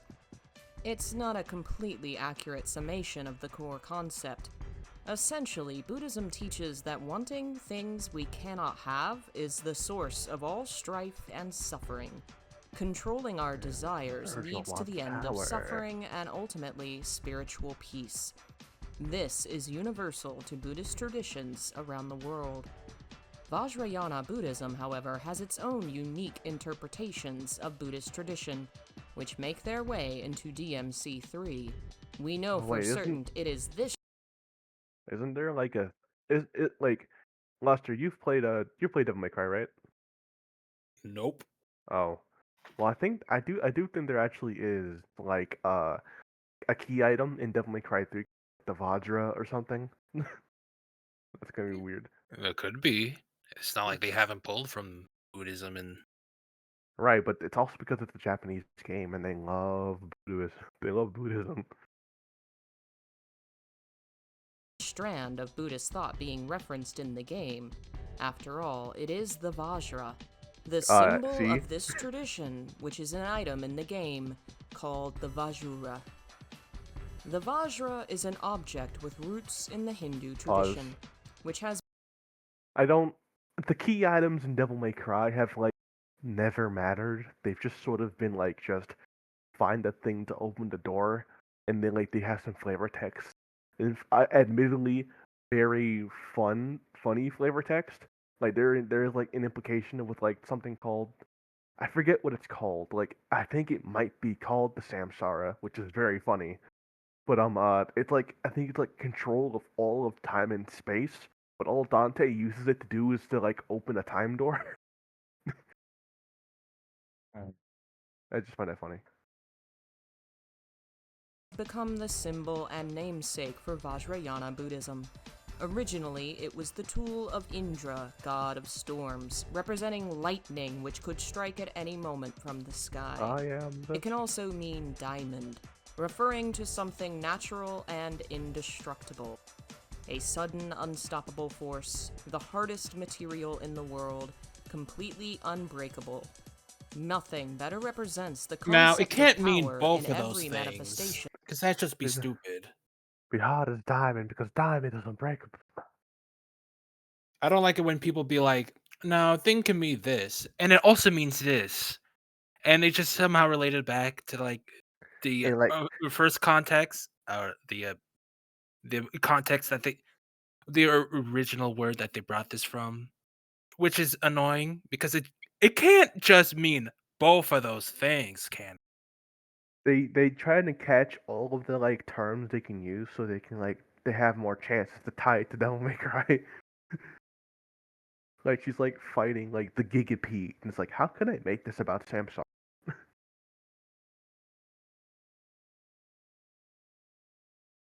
Than the Vajra. The Vajrayana schools of Buddhism are so named because their focus is upon the esoteric traditions, the fastest and most difficult paths to enlightenment. The tradition is centered upon Yidam, deity yoga. The meditator visualizes themselves as a deity, a Buddha, or a Bodhisattva, as a divine being, already purified and enlightened. The end goal is presented as reality now. Because if it will be true, then it is true.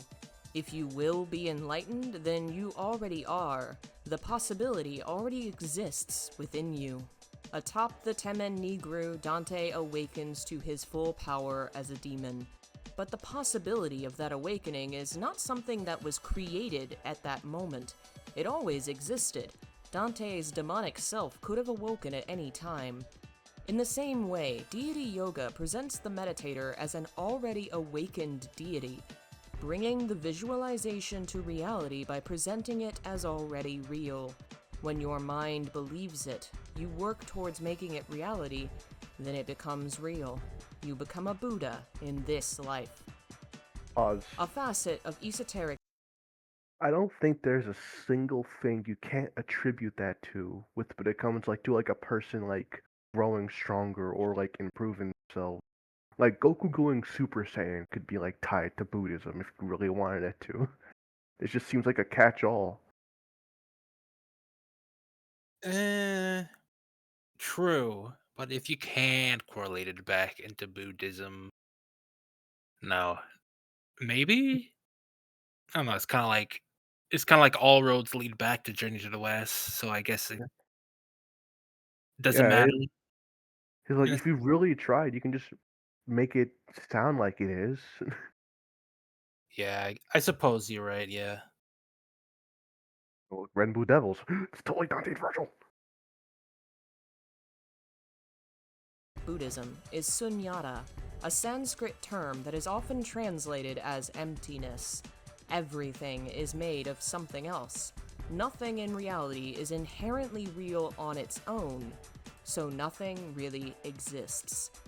In this interpretation, existence is taken to mean something eternal, something that never changes, something that's always the same, and there is no such thing. Everything is susceptible to age and decay. Everything is susceptible to interpretation and differing viewpoints, and so nothing in reality is actually real. It is all ephemeral, all just a passing daydream. The source of all our woes and all our worries is this, that we take what we see as reality. Our house looks solid and permanent, so we are surprised when it suddenly burns down. It didn't seem possible what does this yet. have to do with anything we've said so far? Outside of the fact that the Temen-ni-gru is just like full of like weird demonic illusions, is she just extrapolating that to just being tied to the idea of this Buddhist concept? They lost the plot, and that's what happened. They lost the plot as soon as it started like busting out Kumi Satra.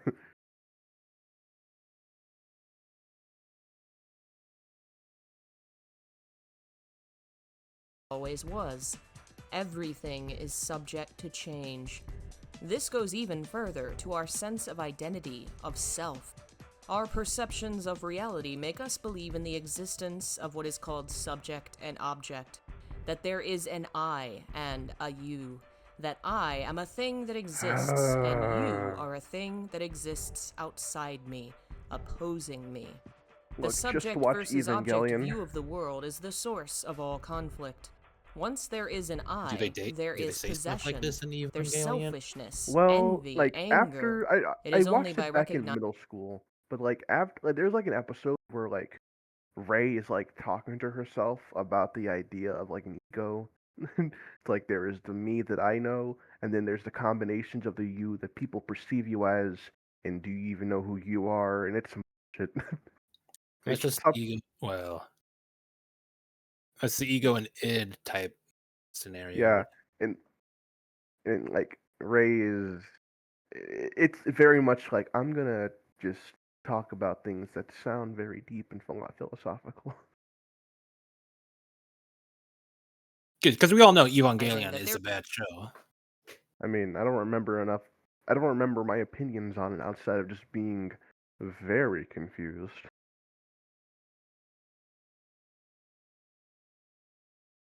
Why did There is Gendo no do such thing as I, that no matter how you search the world, you cannot find a definite existence called myself. When you realize that I and you are the same, that is when selfishness evaporates. Devil May Cry 3 presents us with two characters who are quite literally the same, genetically and visually. They are twins, and yet they act as if they are alien to one another, as if Dante and Virgil are opposing forces in the universe. This is the source of all their problems, their vehement anger at one another. Virgil acts selfishly, caring only for himself. This leads to his own downfall. He is tricked by illusions, betrayed by others, trapped by his own emotions and his pride. His sense of self leads him astray. Dante is the polar opposite, one who does not care, seemingly, for anything. His journey leads him to recognize in himself a desire to care. As he ascends the tower, he ascends spiritually. Through meeting Lady, seeing what Arkham and Virgil's plan will lead to, he begins to fight to protect others.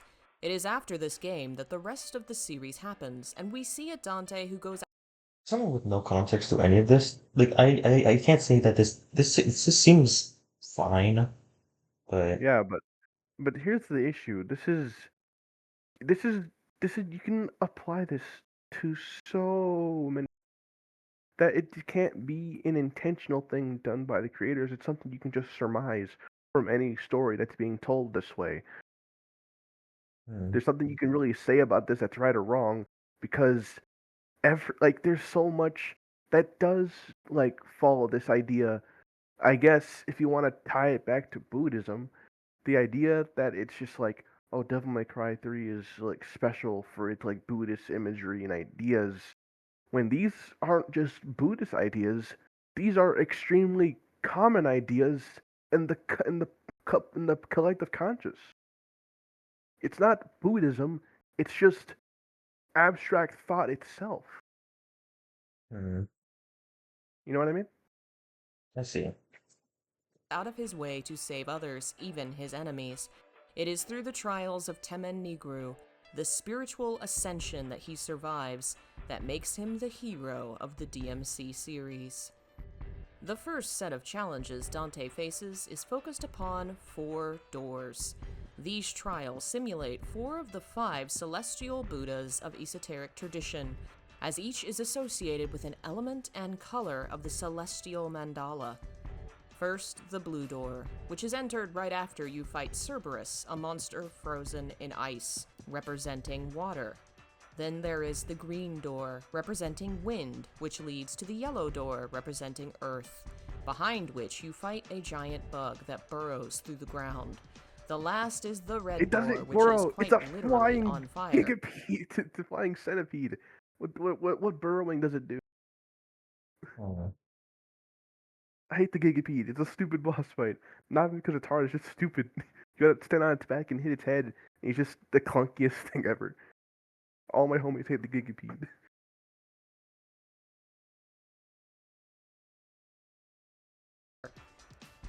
Throughout this section, the player fights Cerberus, Agni and Rudra, and the Gigapede, each associated Now, with an element. To be very fair, Altogether, this area Agni represents... Rudra is it's pretty deliberate, but I'm pretty sure Agni and Rudra are from Hinduism, not Buddhism, unless they're like the same thing and I'm stupid.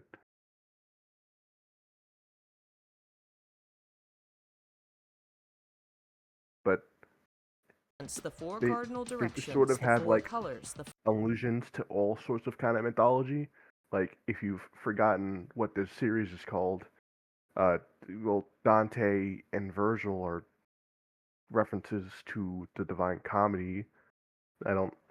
You could probably make just a very easy and better case for comparing everything to the Divine Comedy. But, sure.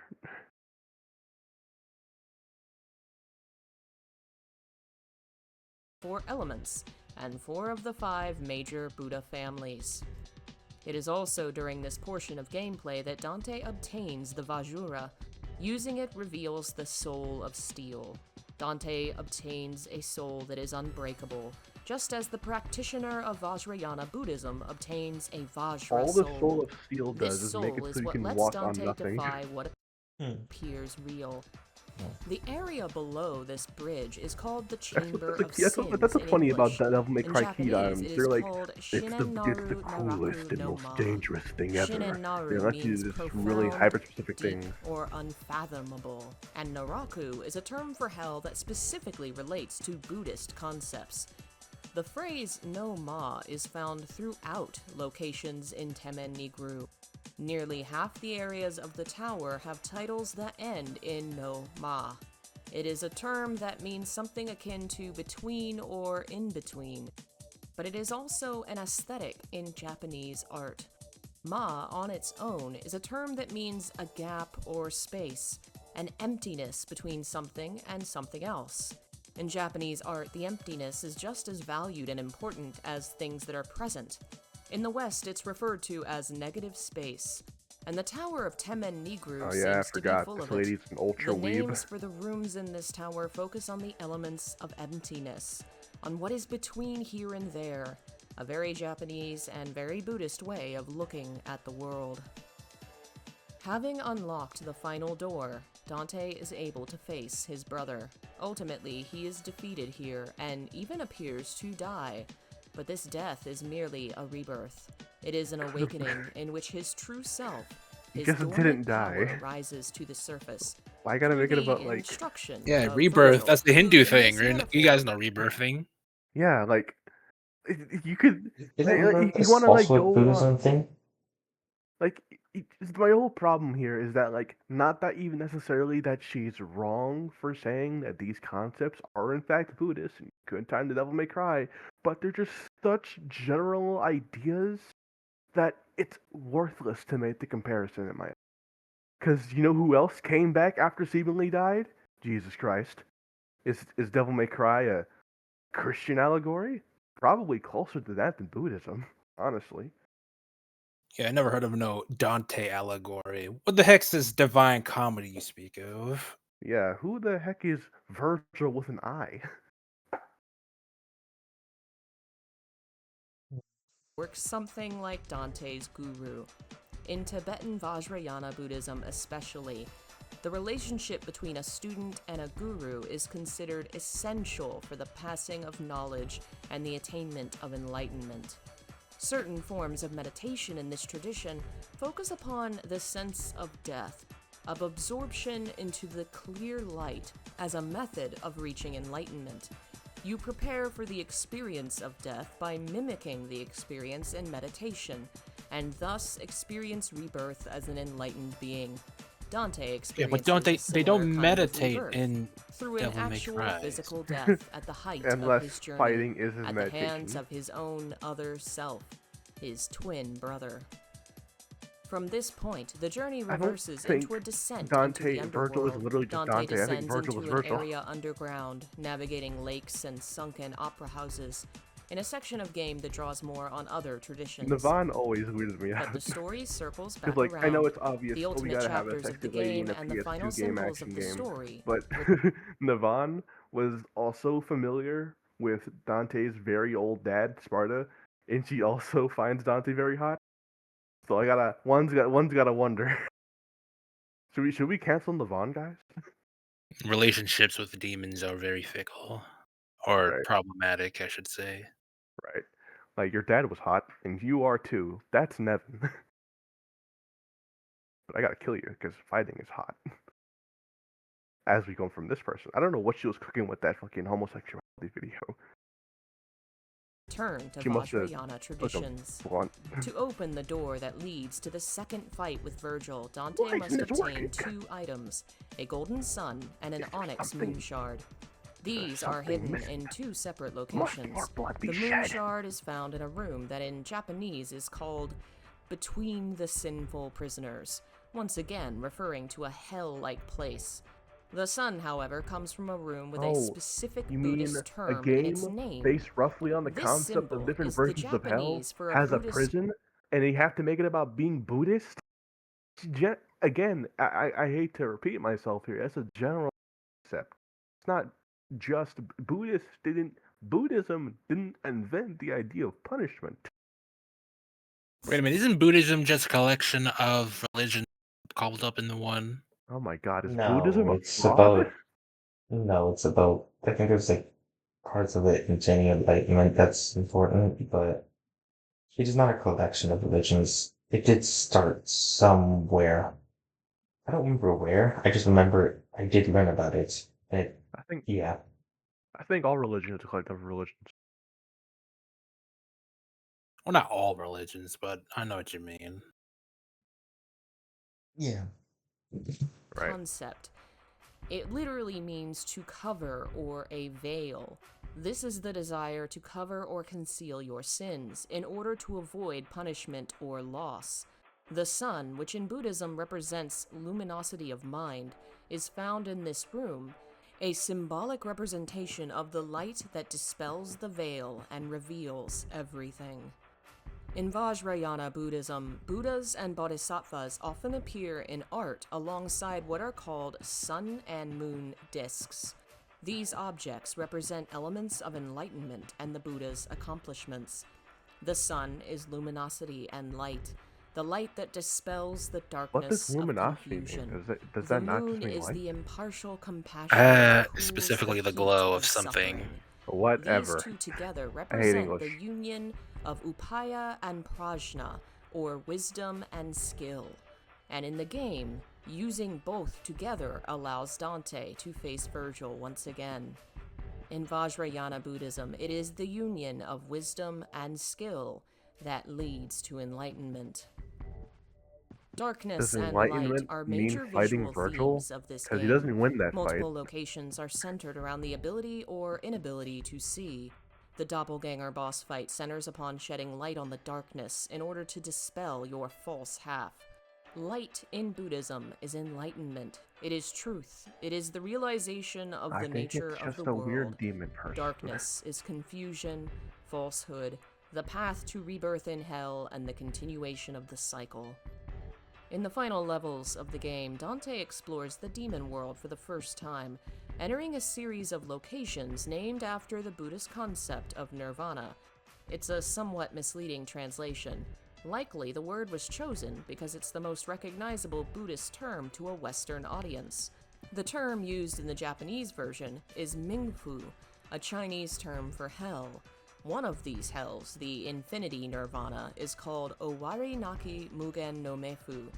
The word Mugen is part of the Japanese name for the lowest circle of Buddhist hell, the Avicii Hell, or Mugen Jikoku.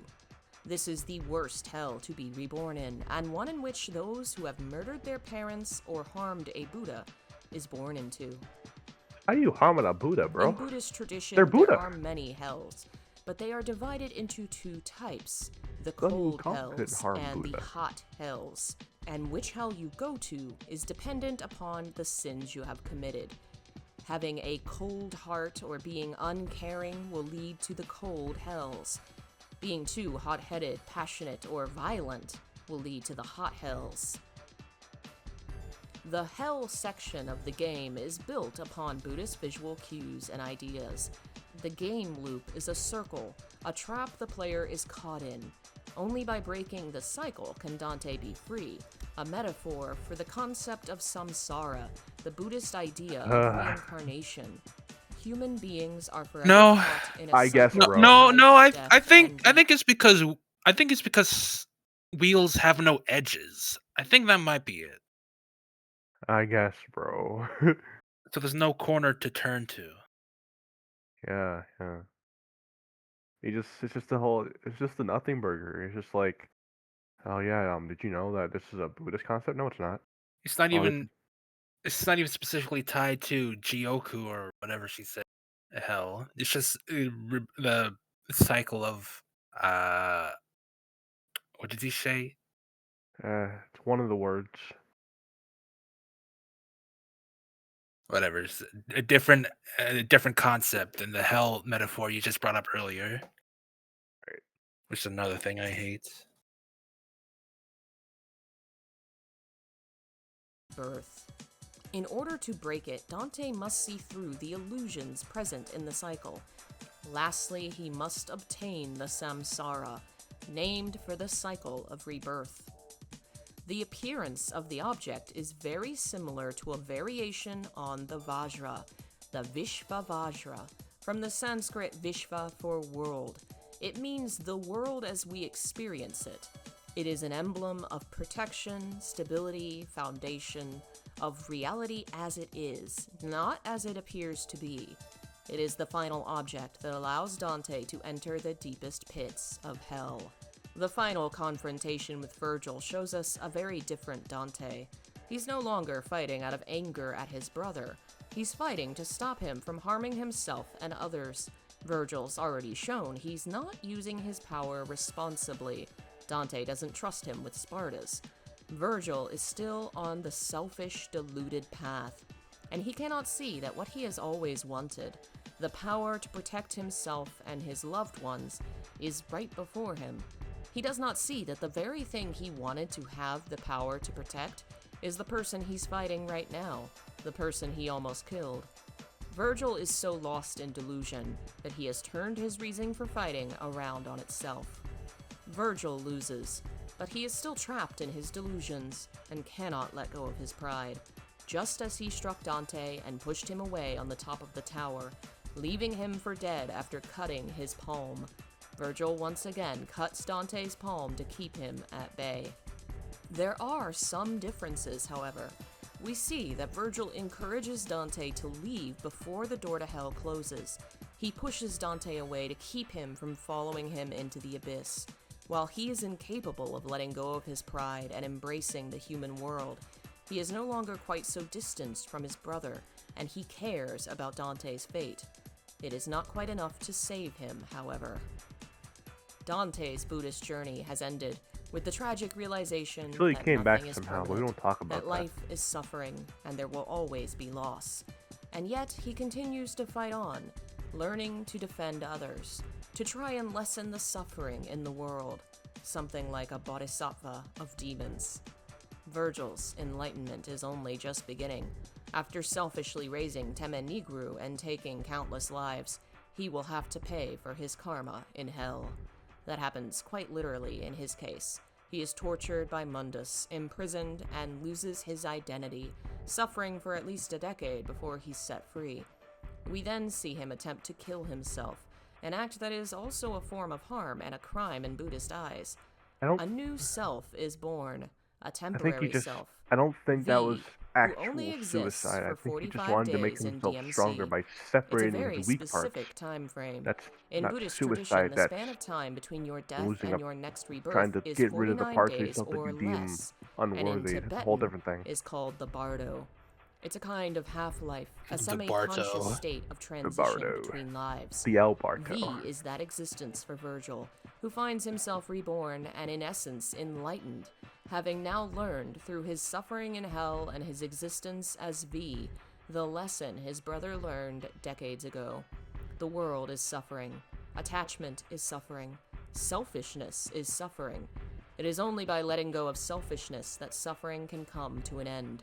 And by being selfless, I don't think that really makes by any leaping sense. into hell to save Doesn't that Redgrave and Nero, conflict with Virgil's Virgil and motivations Dante for the both game? reveal Because the divinity they've come to it's the way he's embody, always been doing. the He's trying to Buddhas get more they've power. become. It's still a very selfish desire, and him fighting Dante, that's also very selfish. It's kind of all he wants to do. I don't think he got any smarter after becoming Virgil again. I think he needed to get punched and going, you know what, I'm bored. I think this is stupid. Let's stop. I don't think he achieved nirvana. True. I also haven't played the games. Yeah, these are extremely simple stories. You don't need to make it about Buddhism.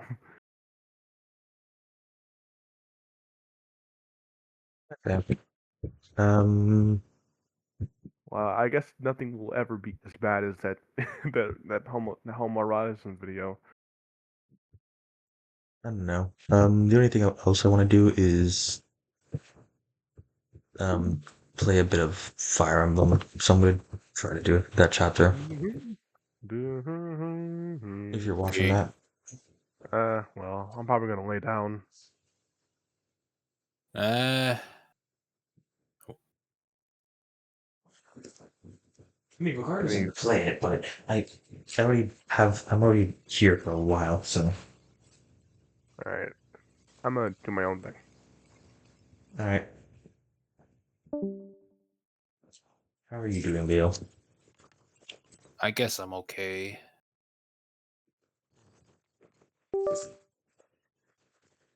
You know, I could speak on Hollow, but that's not gonna be. It's gonna take a while. Actually, should I stop the thing recording now? That's a good question. You can just start the recording and do a new recording. True. Because I feel like there's a non-zero chance it's gonna crash.